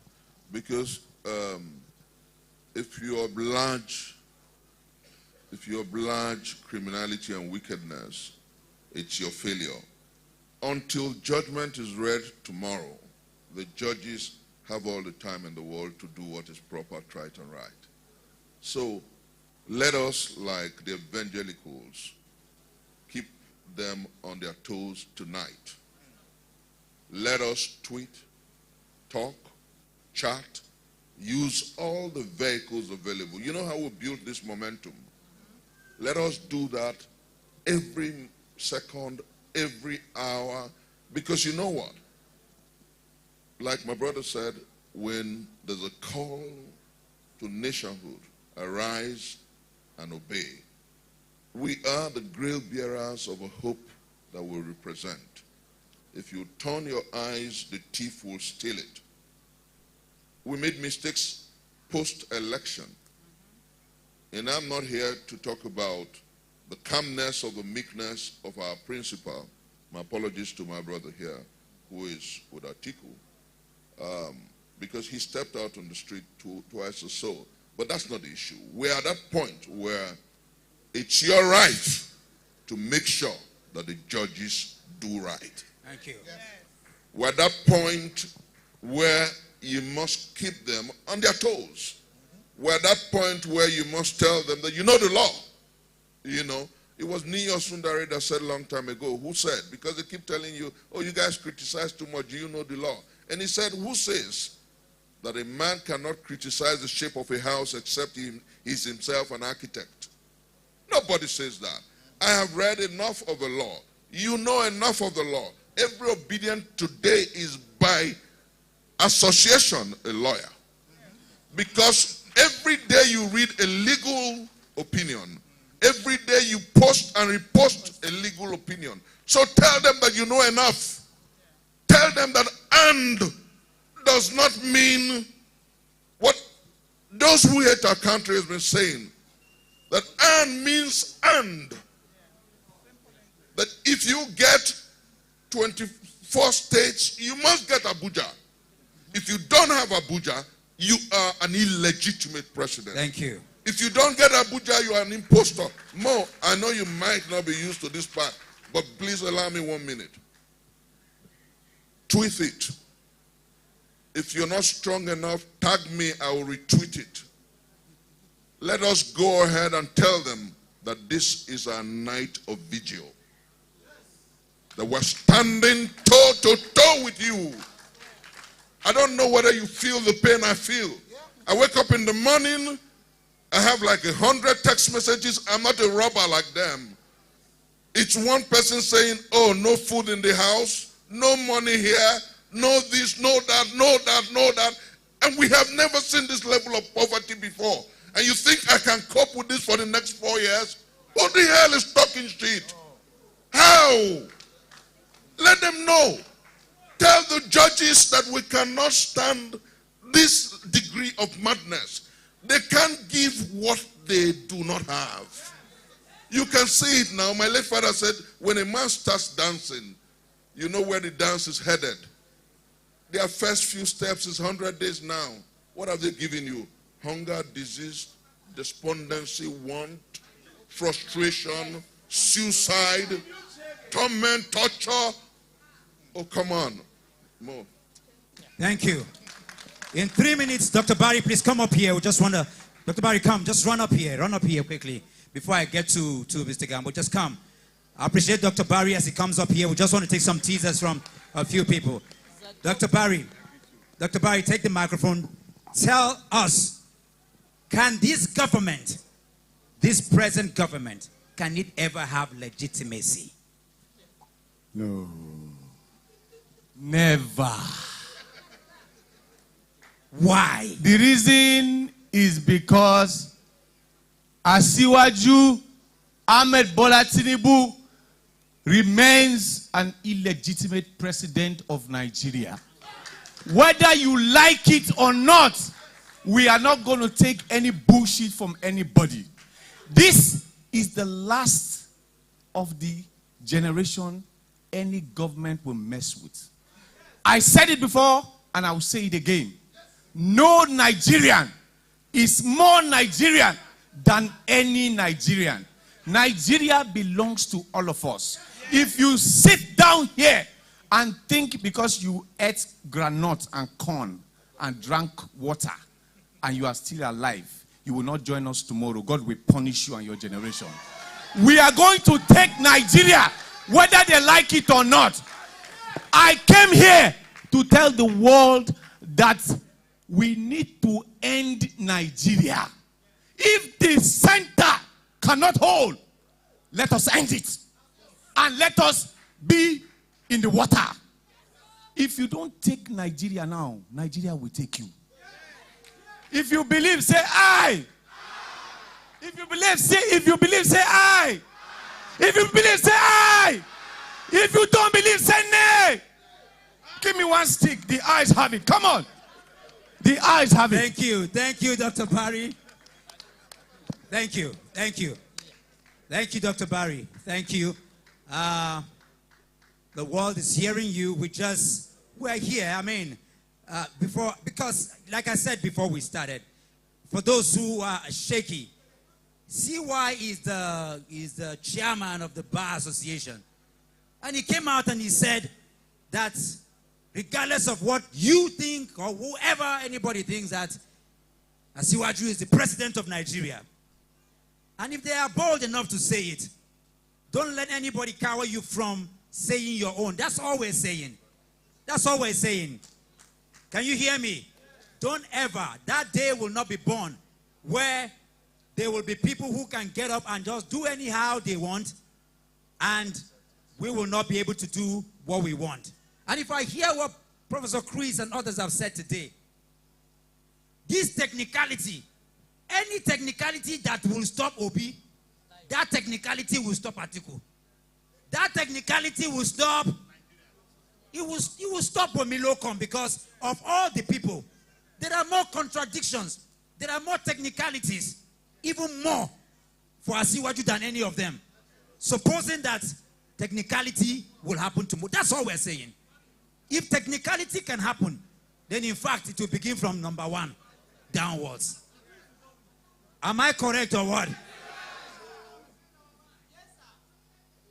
But Uncle Gambo, can technicality ever be taken out of Nigerian court? Me, I go stand up. Oh.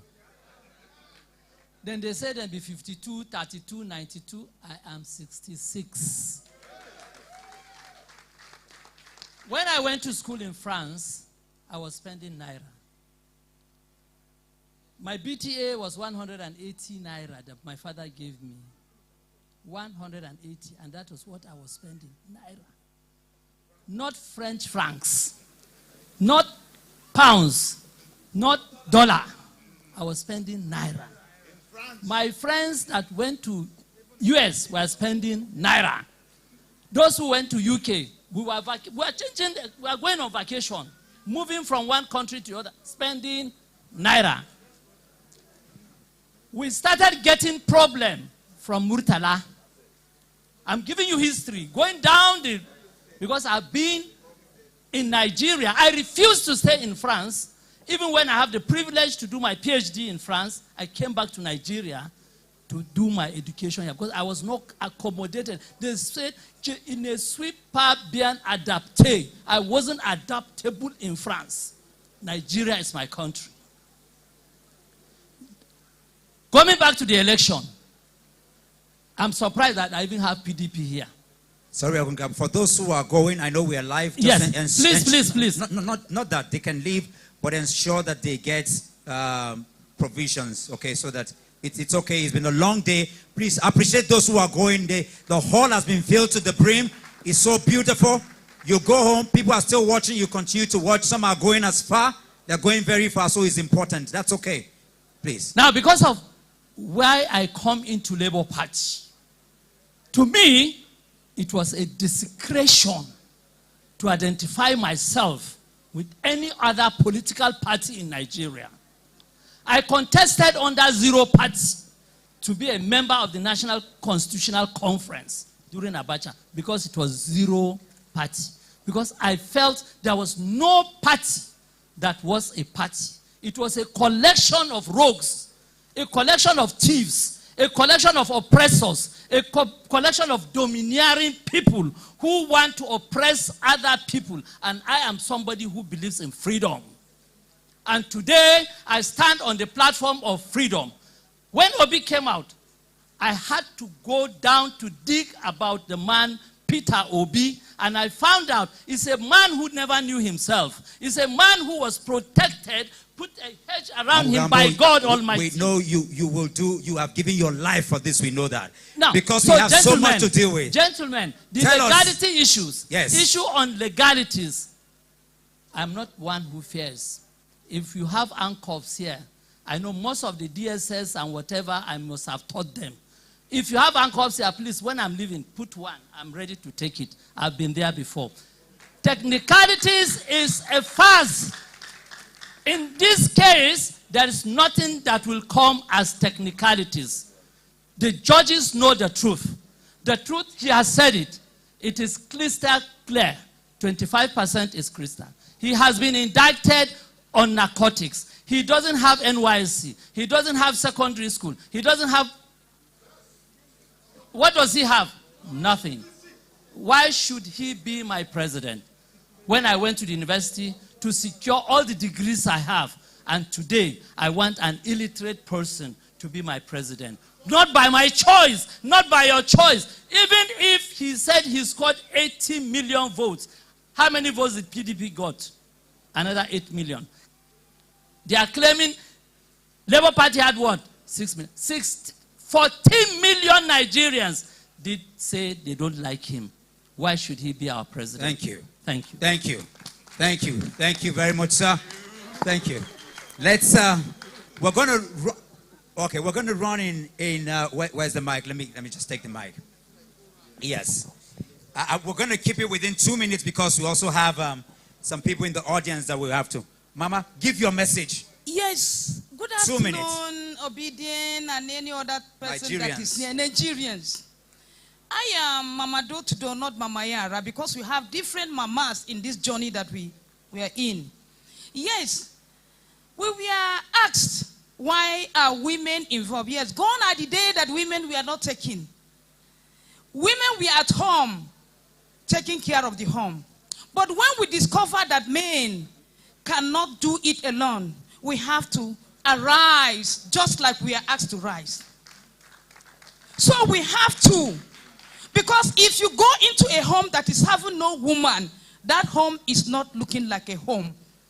If Nigeria did not take women alone in their journey, in their planning, Nigeria can never be what we want it to be. It can't be a suitable place for us. That is why no woman, no nation. No woman, no home, no nation. And we also know that no man, no jiggy. Therefore, women should be allowed to have a say in whatever is happening. Before I left Nyanya today, as if I'll turn back, I said I'm not turning back. Because we went to different nook and corners of this nation in rallies, campaigning to see that our pains have been reduced by getting who we are looking for. But the pains increased when we did not get what we are looking for. I continue to encourage women, children, don't be tired, don't be frustrated. God in heaven knows what we are into. And God is not silent over the pains, the bad feelings we are going through. He knows what he's doing, and he will surely do what will salvage this nation. For me, children. I'm a grandmother. Children, because the pace is always in women and children. That is why we too come up. We arise. We have risen to see that we do what the first standard, the first sentence of the national anthem said. Thank you. I would not like to disturb, to waste most of your time. I can see some of us naganyanwana manza de mata anang. Za ku ce me ake fadi anan. Ya an kira ku ka ku zo kallon television. Ba television ba. Abinda za ta taimake mu ne. Tunda muka tashi daga farko mun shiga kowane lungu. Muna ta campaign. Mun gaji da wahala da muke ciki. Mu mama da yara mu muke shan wuyan. Kamun namiji ya zo uwa ta riga ta sha wuya ta gaji da yaranta. Shi yasa mu mata muka tashi mu ce bari mu shiga cikin jirgin tafiya nan mu ga inda zai kai mu. Saboda haka ka ku ce ba yi da yaren da za ku ji ba, ku kun gaji ba za ku zauna ba. Na ga yawancin ku suna tafiya, kar ku tafi, ku dawo, mu zauna tare, mu yi yaki nan yanda za mu cice kanmu da kasar mu gaba daya. Na gode. Thank you. The women have arisen. They've arose, they've all the rising, everything is already up, and there's no going down again. One more time, celebrate Mama, door to door, here today. In 2 minutes, let's hear from the young people, the young lady. Maureen, just make your submission quickly, and then we can go. Are youth here? Are youth here? Are you risen? Are you still sleeping? Are we ready to stand? For how long are you willing to stand? Until our demand, until our rights are being given to us. I'm a youth. I know what I've done. I know how much I've invested. I know my sacrifices. And when someone said youths have not risen up, we have risen. We are not sleeping. The time which we were sleeping has passed. Now, let me give an example. The people that invaded the presidential villa in Sri Lanka were the youth. And they were not different from us. We have given everything. We have gotten all the encouragement, all the platforms to take what is ours has been given to us. It's our time to stand up for our right. The president, INEC select president, said they should take it, snatch it, and run with it. We are going to snatch our rights. We are going to take what rightfully belongs to us. We know our right and we are ready to do it. The judges, they know what to do. They do the right thing. And if they don't do the right thing, we are no longer sleeping. Oh, yeah. And we'll take it. Thank you. Thank you. Can we appreciate Maureen representing the youth here? We'll take a submission from, because it came, Cargo, maybe you make your 2-minute submission and then we go back to Musa Bill Yaminu for his submission. Is that okay? Okay, now what we're going to do, you do your submission. Before you do that, Mama, we can excuse you now. You can go. Please put your hands together for Mama door to door. Also, Maureen, you can find your way. We have very salient, very serious questions from the online that we need to attend to.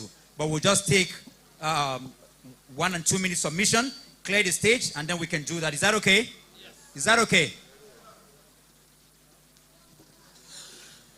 I want to thank each and every one of you. I'll go just 2 minutes so we can do Yes, that. thank you. I really appreciate what you guys are doing. We, the PDP youths, are law-abiding citizens, and we respect the rules of law, and will forever respect that. But I have a message to Asari Dokubo. Some of us are more dangerous than Asari Dokubo. It's just that we are law-abiding citizens. Let him get that to his core, and we are ready for him tomorrow. Thank you.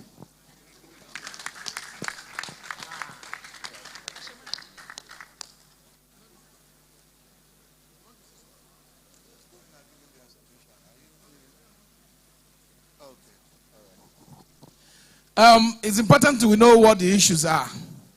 What are the issues? One, all Nigerians want is justice. All they want is justice, not colored in how they call it, criminalities. That's what Nigeria wants. Nigeria wants justice. Justice for their vote. Justice for their reality. Justice for the progress and development of our people. Nigerians have suffered enough. And this justice is the fact that INEC made promises. They made promises before the election. You can see Festus Okoye on TV making promises. Yakub Mahmoud was on TV making promises. What are these promises? The Electoral Act stated that INEC will make law, we determine by which way the election result will be transmitted. And INEC settled for dual transmission process, dual accreditation and transmission process. To say that the fact is that they will use IREF and they will use BVAS to transmit this result to an online portal. It is in their own written manual. It is in the written manual of INEC. These are the issues. And INEC said it in their written manual, signed by Professor Mahmoud Yakub, that when the election day comes, because the fraud in our electoral system is very clear, and the fraud occurs when you are transporting the election result from the polling unit to the ward collation center. Those who have powers, who have put our people in a state of endemic poverty, they will relay the result, they will rewrite the result, and they will announce the winner, because the law says anybody who has been announced, you cannot reverse except you go to court. That way, these are the issues. So INEC now agreed with international communities, with the Interparty Advisory Council. I was there. That's why it's so painful, and I believe them. PLAC did their own. Yaga did their own. INEC now agree that on election day, that they will transmit this through electronic device to give electoral integrity to our election, to give hope to our people. To our surprise, INEC stole that hope on election day. It was stolen. Because why? INEC shifted the goalpost on election day. And people started writing results. And people started manipulating the results. And for that reason, the vote you thumb-printed and thumb-printed for your own favorite candidate, for your own chosen candidate, as enshrined in our constitution, the authority given to you to elect whoever will govern us, was taken without your consent. And tomorrow, the judiciary should know that what we voted for was good road. What we voted for was somebody who have capacity and knowledge of the economic system. What we voted for was amenities in our communities. What we voted for is health care. What we voted for is good, free education for our people. What we voted for is subsidy with plans. Subsidy removal with plans. Not subsidy, not unplanned subsidy removal that has jacked the price of rice from 46,000 to 48,000 naira. Naira to 1,000, adding up to 1,000 naira. It has made the economic reality of our people so hard that, like my brother professor said, saying this in tears, that is so painful how Nigerians survive on a daily basis. We can't look, this country belongs to you. This country belongs to us. We are all stakeholders in the affairs of Nigeria. Nobody owns Nigeria more than the other. And I do not think that God made a mistake when he made us one country. I think that in our diversity, in our population, in our different culture and different tongues, we have made one great strength. And that's why we're the conquerors of the world. Thank you very much. Thank you, Chief Peter Ame, for that beautiful submission. We'll go straight away to the DG, Ibrahim Abdulkarim. Thank you very much. One thing I will be very happy to announce to every one of you here is that this is the most important movement I have ever seen in my life. You can clap for yourself. I have joined the Labour movement, the Labour Party, and the Obedient movement. All I have seen all through is a group of young people that always educate themselves. It's not a group of people that are just following. They always want to know how and why. Why are things happening? I follow the balance space, parallel facts. A lot of people you see, Ms. Pals, if you see her on Twitter, trying to educate Nigerians on every sitting in the PEP. Every sitting of the tribunal. They will go there, they will write word to word what is happening. I have not seen any APC person doing that. I have not seen anybody from PDP doing that, to my own knowledge. But what I see is that what will set you free is knowledge. Because knowledge is healing.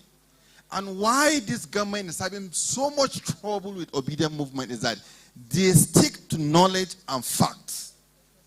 And they just want people just to follow them. I'm from the north. If you're a politician in the north, nobody asks you a question. You just follow. Everybody follows. I was part of Buhari movement. I know how we run. We just follow. But I see a movement that even if Peter is going this way, they'll say, no, come back, here we won't go. Yeah, come on now. So he pushed them and they pushed him. We want to go and burn the country. He said, no, if it's comes to me, we should not do it that way. They follow. So what I see a synergy between the led and the leading. All people are trying to get to follow and fuse together. And I see the young and I see the old, where there is no any demarcation. If there's a PDP or APC sitting here, it's going to go in the name of the who, and they will see nothing because they don't. Come on now, come on. Come on. So I think this is the best thing that have ever happened to Nigeria. And I told people, Obedient movement is going to stay in the next 100 years. You know why? Because they have something doing. They are not just political jobbers. They are not looking for somebody. Some people are media houses, professors. That's how you see the names.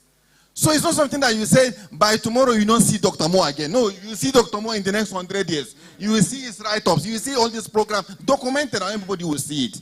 This is why you'll be happy seeing yourself in the midst of this kind of movement. It's not going to, we are not going to stop till we get what? The Nigeria of our dream. That new Nigeria we're talking about, no matter what will happen in this country, we must get the Nigeria of our dream. Thank you very much. I mean, Aleji, you know what you said? We had principle.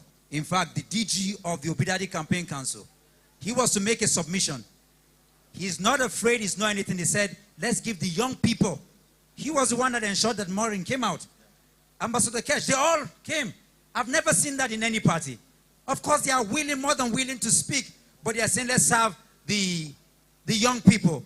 We have leaders of the CSG. We have Dr. Charles. They've been sitting. Look at, what's her name? Angel is principal actors, all sitting. This is something completely new. And it will remain forever because this is what change is about. This is what revolution is about. And it is being televised. Tomorrow, not tomorrow. Isn't that why we're here? Yeah. Let's have your submission. Yeah, this is our moment of decision. We either make it or we might. We either take our country back and put it on the right track or we lose everything. Nigeria will turn to be like the USSR. It is not my prayer. It is that we come back to be as one strong, indivisible nation. It is us that will determine that, not the judiciary, not the people in government, we that are seated here. So, this is our moment of what? Decision. This is our moment of what? This is our moment of what? Either we make it or we might. Thank you. Thank you, sir. Thank you, sir. I will sing a motivational song that you all know how to sing. And for the first time, I want you, as you're singing the song, listen to yourself as you enunciate the words and begin to ask what it means to you. The song I'm going to sing doesn't even have a title, but the first word in that song is arise. The song didn't begin with calm down. It didn't say cool down. Your national anthem is telling you to do what? So let's sing it with passion. Let's stand up, everybody. Come on now. Arise, O compatriots, Nigeria's call obey. To do what? To serve our fatherland with love and strength and faith. Why? The labor of our heroes past shall never be in vain. To serve with hearts and mind, one nation bound in freedom, then peace and unity. Thank you, Nigerians. Come on, we can clap better than that, Nigeria. Indeed, make your 2-minute submission.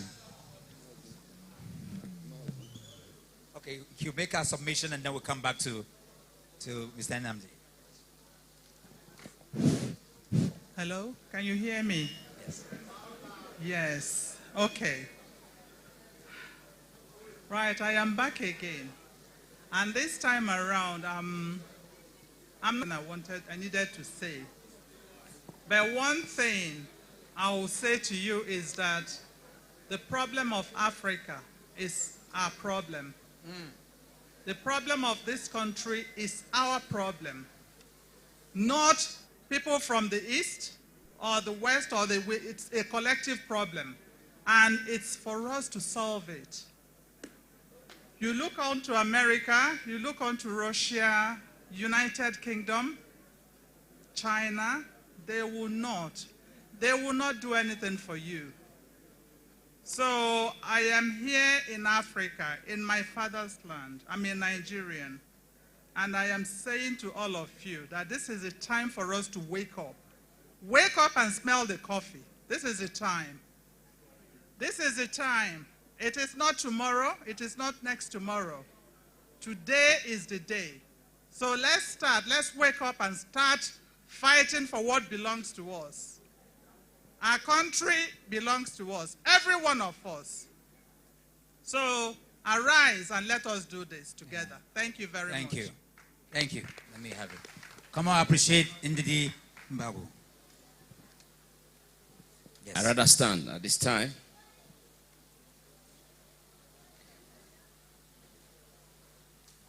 Let me prick the conscience of our Lord Justices.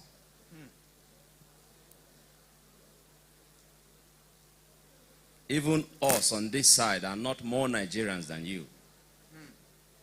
You have family. You have community. You have a nation. So if you are excluded, what about those around you? If you can't save yourself, who will? If you allow these shenanigans to succeed, how safe will you be? If you would but give the black community some sense of pride, that we are not animals. and that we deserve better than what we have been given. If you but just save yourself, and this nation would have been saved. Technicality is simply corruption. Don't embrace it. That's what it is, my Lord Justices. You come with technicalities. What it states clearly is that you adopted corruption. Nigeria is your country. Without Nigeria, Africa will not rise. Without Africa, the black community on earth will not be respected. So history beckons. History beckons. Make a name for yourself, for your children, and for your family, for nation. Heaven will not fall. Correct this ill. Correct this injustice. Correct this evil. Do not enthrone civilian coup if you will not allow military coup.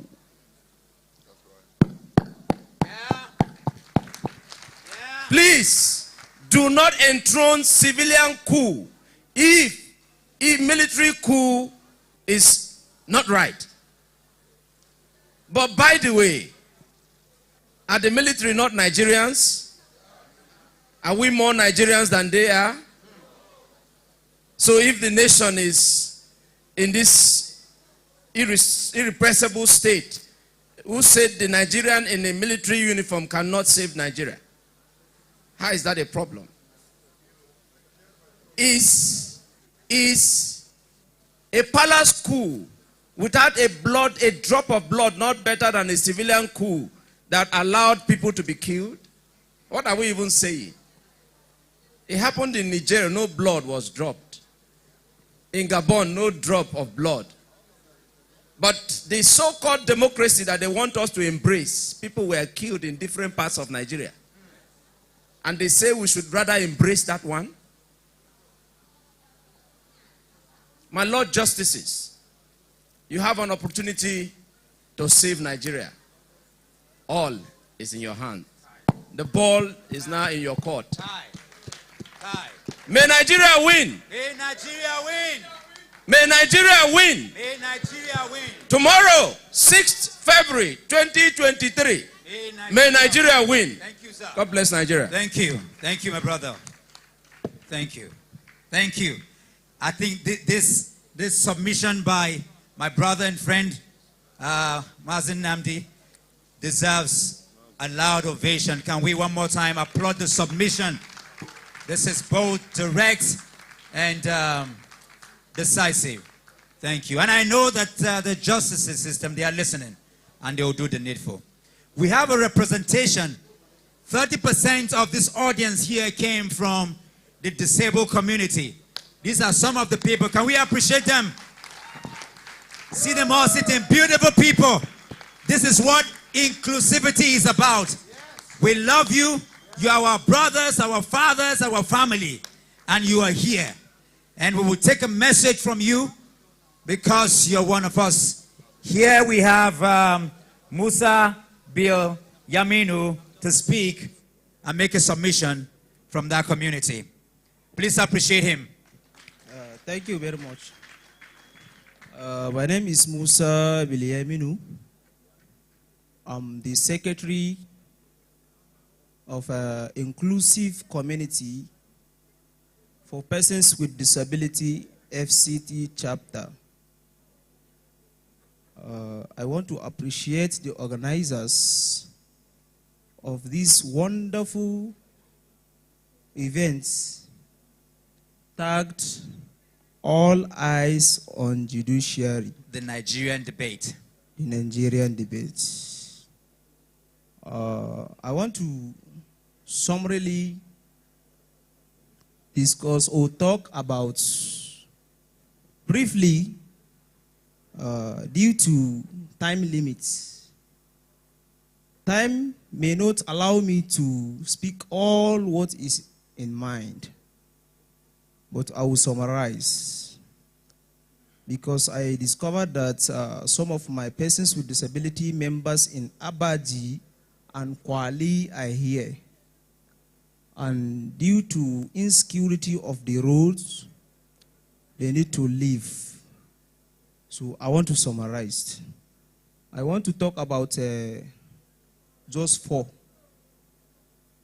key 4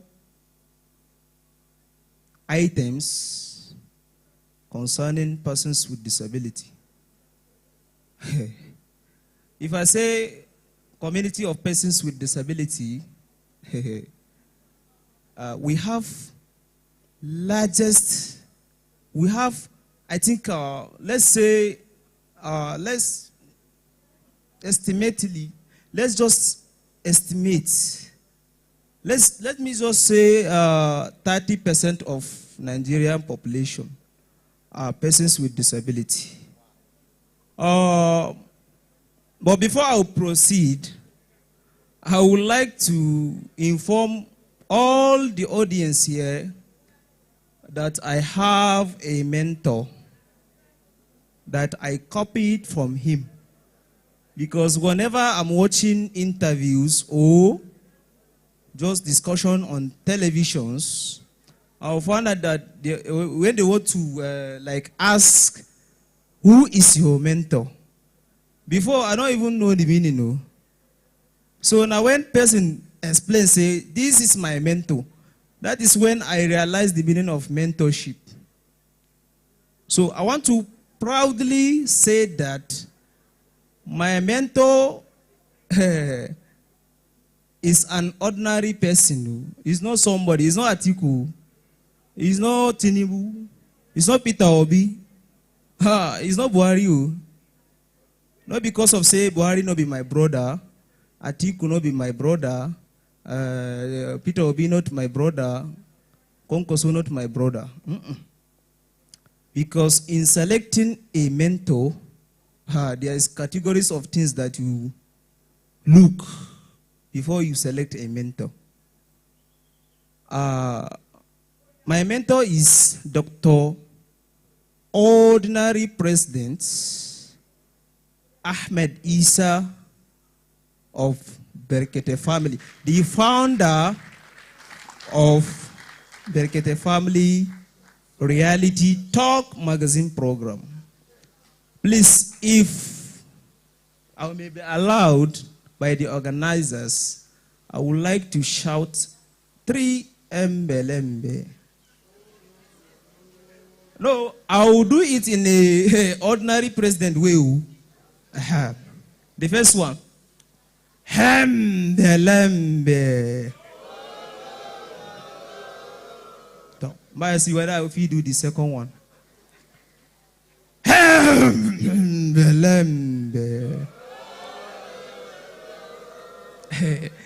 Now the third one. Might try.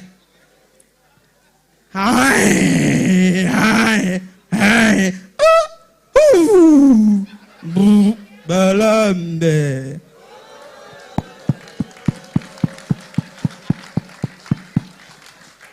At least I try now. I'm not ordinary president. Me, now my own, you know, even reach ordinary. Now down ordinary.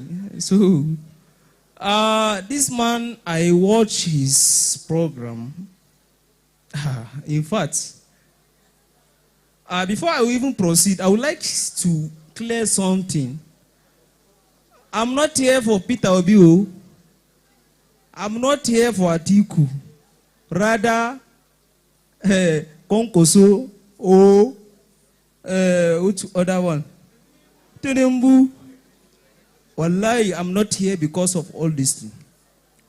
My own major concern is just that word. Might take the spelling safe. Might see whether they correct. 1, 2, 3, 4, 5, 6, 7. That is Nigeria.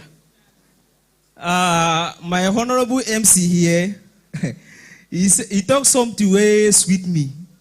He said, the current way person go do you. Now to ask you, say, which state are you? If person want cheat you, if you just look person like this, if person want cheat you, I will just look my honorable here. I will say, honorable, which state are you from? He will say, Niger State. I will say, okay. I know say Niger people know sabi business. Their own now farming. And you know what in the farm pays? Hey, Nayamu, because I'm from Niger State, Kwantagura local government, but I was born in Mashegu local government, in a community called Manigi, Hanyar, Makera. That is, Makera is Lagos, is leading to Lagos. For Makera, you reach to Kwara State, then enter Lagos. So, when he's talking about Nigeria, he talk about Niger State. I say, you know, that time why I be small. When he say Nigeria, that time why I dey state, I dey Niger State. If he say Federal Republic of Nigeria, what thing go come my mind be say, you are talking about you are talking about Niger State, because Nigeria I know. I don't know any 36 state of Nigeria, talk less of FCT itself. So only the place that I know called Nigeria at that time is Niger State. So it's when I realized that I start to attend school. From nursery school, they start to teach us state and capital. I hear Cross River, Calabar. I say, which one be Cross River again? If people say this place na river full the place, oh. I go here Anambra. I say, in Nigeria. I think say na only Niger State be Nigeria. Oh. I say, okay, they finish them all, but let's go Adamawa Yola Akwa Ibom. I say, that time na sing at the me. What in they come my mind na sing at the sing. I don't know say na Nigeria plenty like this. If they say Africa, hey, what in go come my mind? I think say na one kind outside country. Because I dey Africa, Europe, China, Asia. Wait. I say, which one be Africa again? Is there any African apart from Nigeria?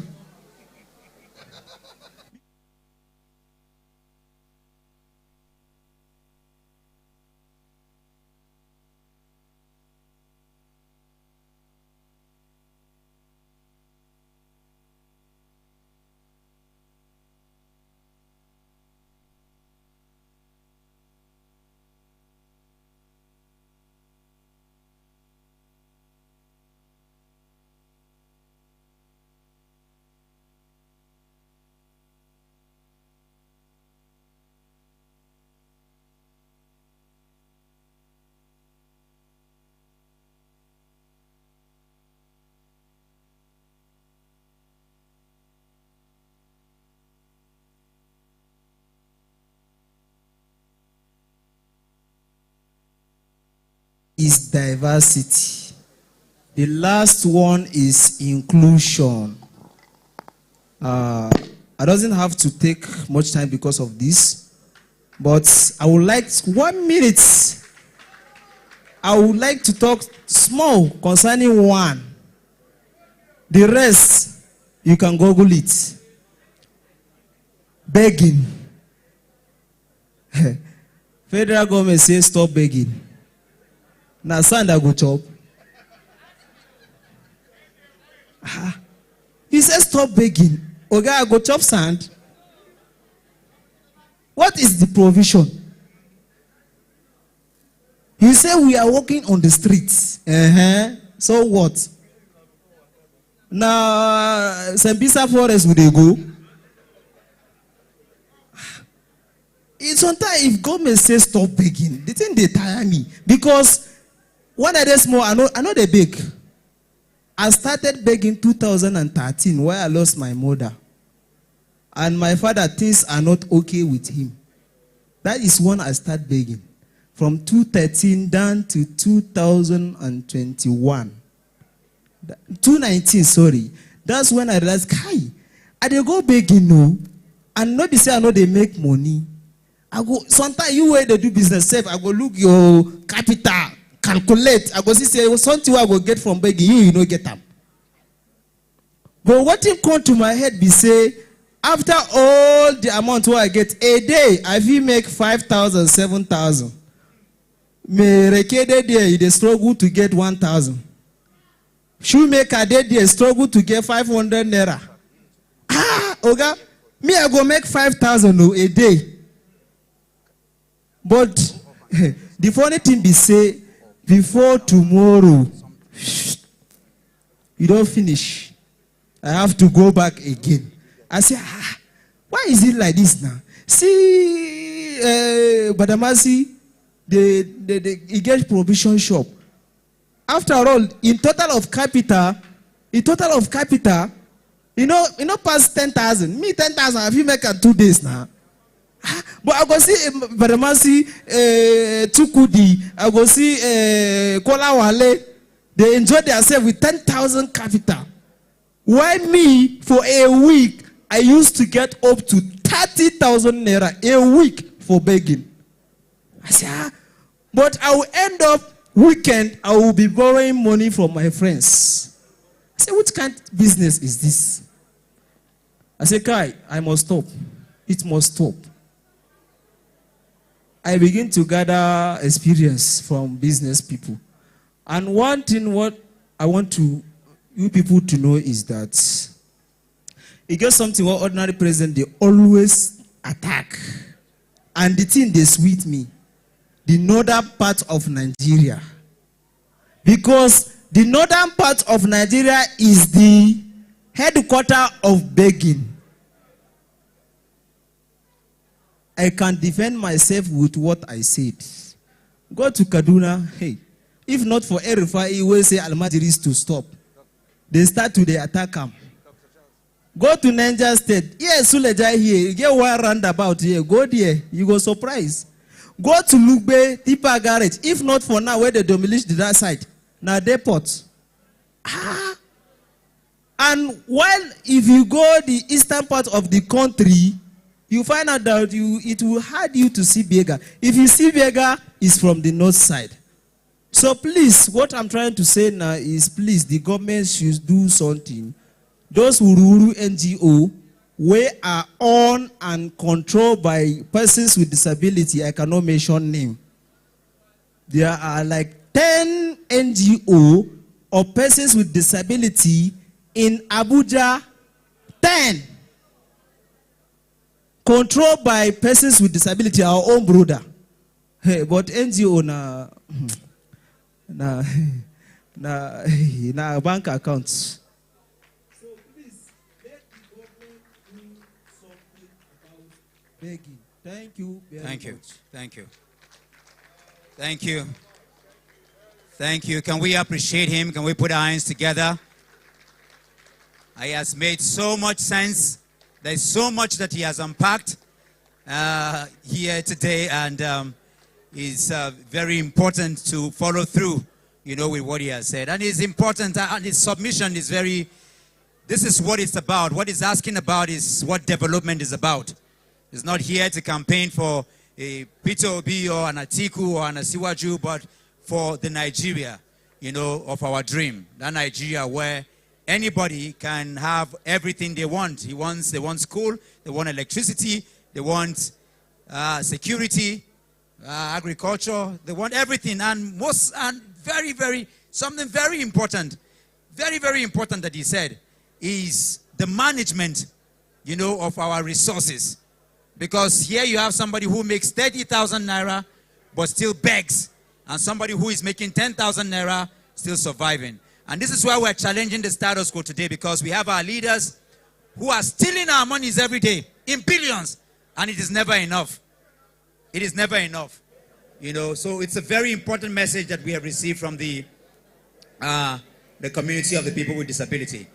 Before, there are salient questions, and that's why we still have Dr. Piper and Prof here on stage. Before I let them go, I want to just call on, we'll just take 2 minutes. Angel, you have a message for our people tomorrow. 2 minutes. And then I also have Mazi to come up. Dr. Charles is outside, but we'll do that and then we'll take the question. Prof, you're going to attend to those. I'll bounce all the questions. You just attend to it and then we'll begin to, bring the meeting to a close for those who are watching. Angel, let's have you come. Come, Angel.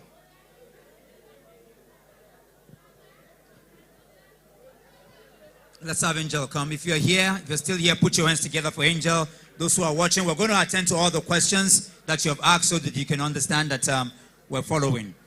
Angel, give your message, your goodwill message in 2 minutes, please. Great Nigerian people. Great. I don't have much to say, but I have. It's a pity that I came here and I was hearing somebody, that is where it's paining me, and that is true. Even in platforms, I do shout about it. I love this country so much, and I don't want to go. And it's not as if I cannot eat. People say I have one eye, and I play with that one eye, and I don't give a damn about it. The only pain I have in this country is selfishness and self-centeredness and wickedness. And that is why you see me coming here. Before swearing in, I was going around with my child, carrying a placard. This man will not be swearing. They called me, you have one eye, and with that one eye, you are going around with him. Are you okay? I said, I didn't notice it. That is the truth. That we are here to fight, to make sure that the right thing is being done. And let me tell everybody the truth. Today, as you are seeing today, as you are seeing this country in this way, God has destined it that we should take it over. And if we ever fail if we fail it, let me say the truth. If we fail it, we can never get it right. And the most important thing is that all those visions, all those testimonies or whatever they gave, or all those things they talk, they were all real. That is the truth. But you know the issue, for us to be able to carry it on to the destiny where God wants it is what we are looking for. It's not prayers. So please, I'm just begging.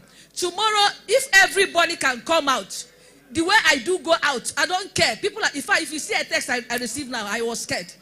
Everybody, carry your papa, carry your mama, if it's possible, and come out. Even if they say we are not going to use vehicle, let us use our leg. Let me tell you the truth. If you are not coming out and want to be safe, if there is war, all of us must run, and you will use your leg and trek from Maraba to town. So what I'm just saying, please, let's take this work we are doing is not for fun. Let all of us come out tomorrow and still go, because the judgment is for Nigeria. It's not for Obi.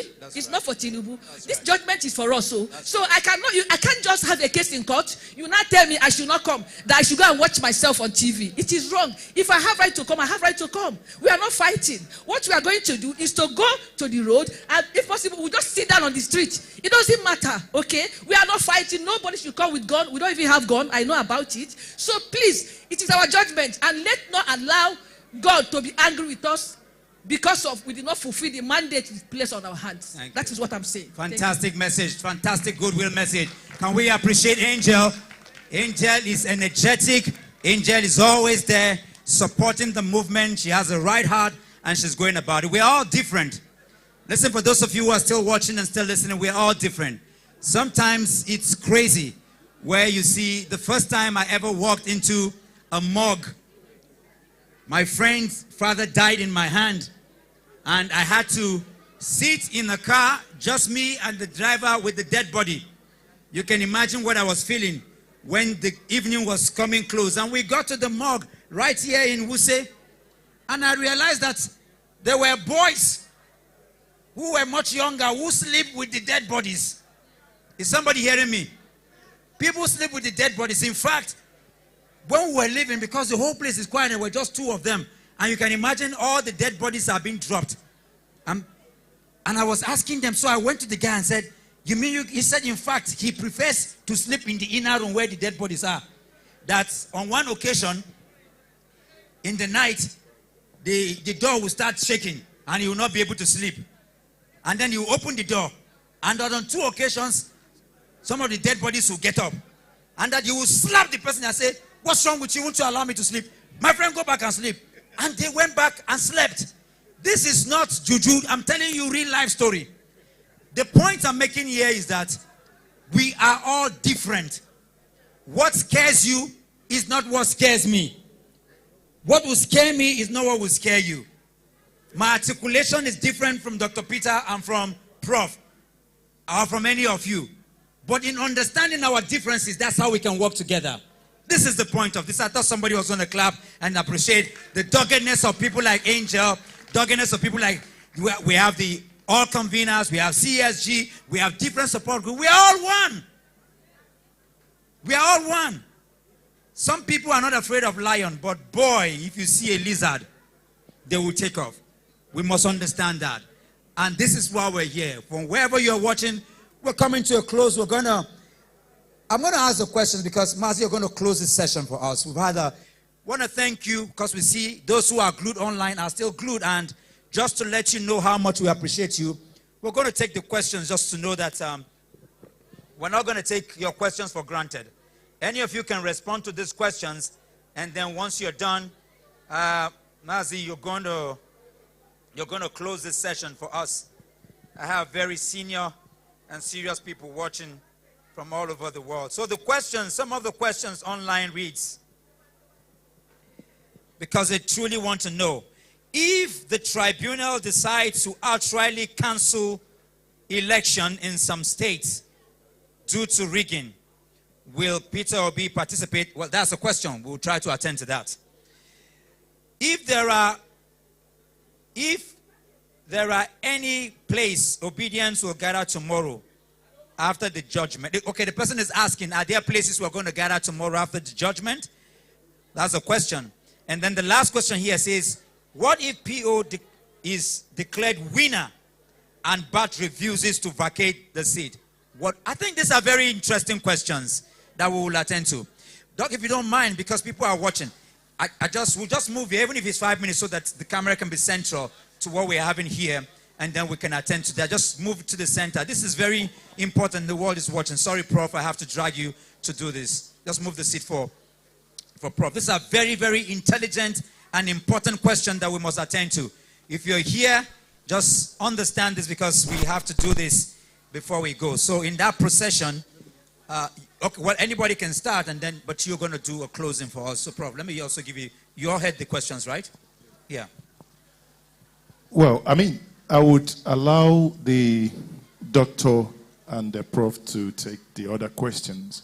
But let me take the last one, which is, if Peter Obi is declared the president and Tinubu decides not to go, what will happen? I say it's unthinkable. He cannot. As long as there is a judicial pronouncement, he must obey the law. If he does not obey the law, then the Nigerian people will force them to obey the law. Thank you. Thank you. Thank you. Well, the moment of decision is here at last. We've waited for so long. We've screamed, we've cried for so long. They say, go to court if you are dissatisfied. If you don't like what we've declared, go to court. We've gone to court. All evidences have been put forward. And now it's time for judgment, which will be tomorrow. The judgment day is tomorrow. My advice to everyone, for your own mental health, brothers and sisters, friends, please proceed with courteous optimism, knowing that in banana republics, anything can happen. Tomorrow tells us if we live in a banana republic. Tomorrow we will know if these people we call justices really understand the meaning of justice. So my advice is, in the time being, until tomorrow comes, please proceed with courteous optimism. Thank you very much. Well, for those who have asked the questions, I'll try to attempt all three questions in very few words. If the court rules that election be cancelled in some states, that becomes the law. Peter Gregory Obi and the other candidates will go to the polls in those states. If the court rules that the incumbent impostor on account of technicalities remains there, what you see, you get. If you give crisis, you receive crisis. That's what it is, you know. I think, and I'll quote my mentor, Martin Luther King Jr. here, that there is no room for the tranquilizing drug of gradualism. If you tell us to engage in the luxury of cooling off, for how long are we going to cool off? And so, regarding the question about where the obedience will gather, obedience has been a spontaneous, organic movement. You'll see them everywhere. Because I truly, truly believe that there is going to be justice tomorrow. I believe that the arc of the moral universe bends towards justice. And I believe that the clamor and the agitation and the protestation and the engagement of obedience and well-meaning Nigerians is for nothing but justice. So, understanding the reality of now, which is that no judge is an island, which is that there is no judge that doesn't have nieces, cousins, aunties, uncles, and the likes. I engage and I insist that everyone who is out there listening to us engage every channel that you have under your control. Use your Twitter, use your Instagram, use your TikTok, use whatever machinery of engagement that you have. Make it an all-night of protestation. Trend it everywhere. And say to Nigerians and indeed the judiciary, you must do right. God bless you. Thank you so much. Thank you. Can we appreciate, it's been an awesome time. We're going to round up this as we take pictures. We have one of Nigeria's leading reggae artists in our midst, Favor Johnson, is here and is going to be closing the session for us. I don't know what he's got up his sleeves, but Favor Johnson is here. Yes. If the DJ is ready, I'm a Nigerian. Hello. Congratulations, Nigerians. Great Nigerians. How are we? Nigerian man, come, let's do this together. Please come, flag. Come, let's do this together. Is he ready? DJ, okay, good, he's queuing it in. Don't worry, everything's gonna be fine. We are Nigerians. They never say die spirit of a Nigerian is an interesting spirit, and we all carry it. I celebrate you, every one of you. Victory is coming. Darkness have done its worst. Yes.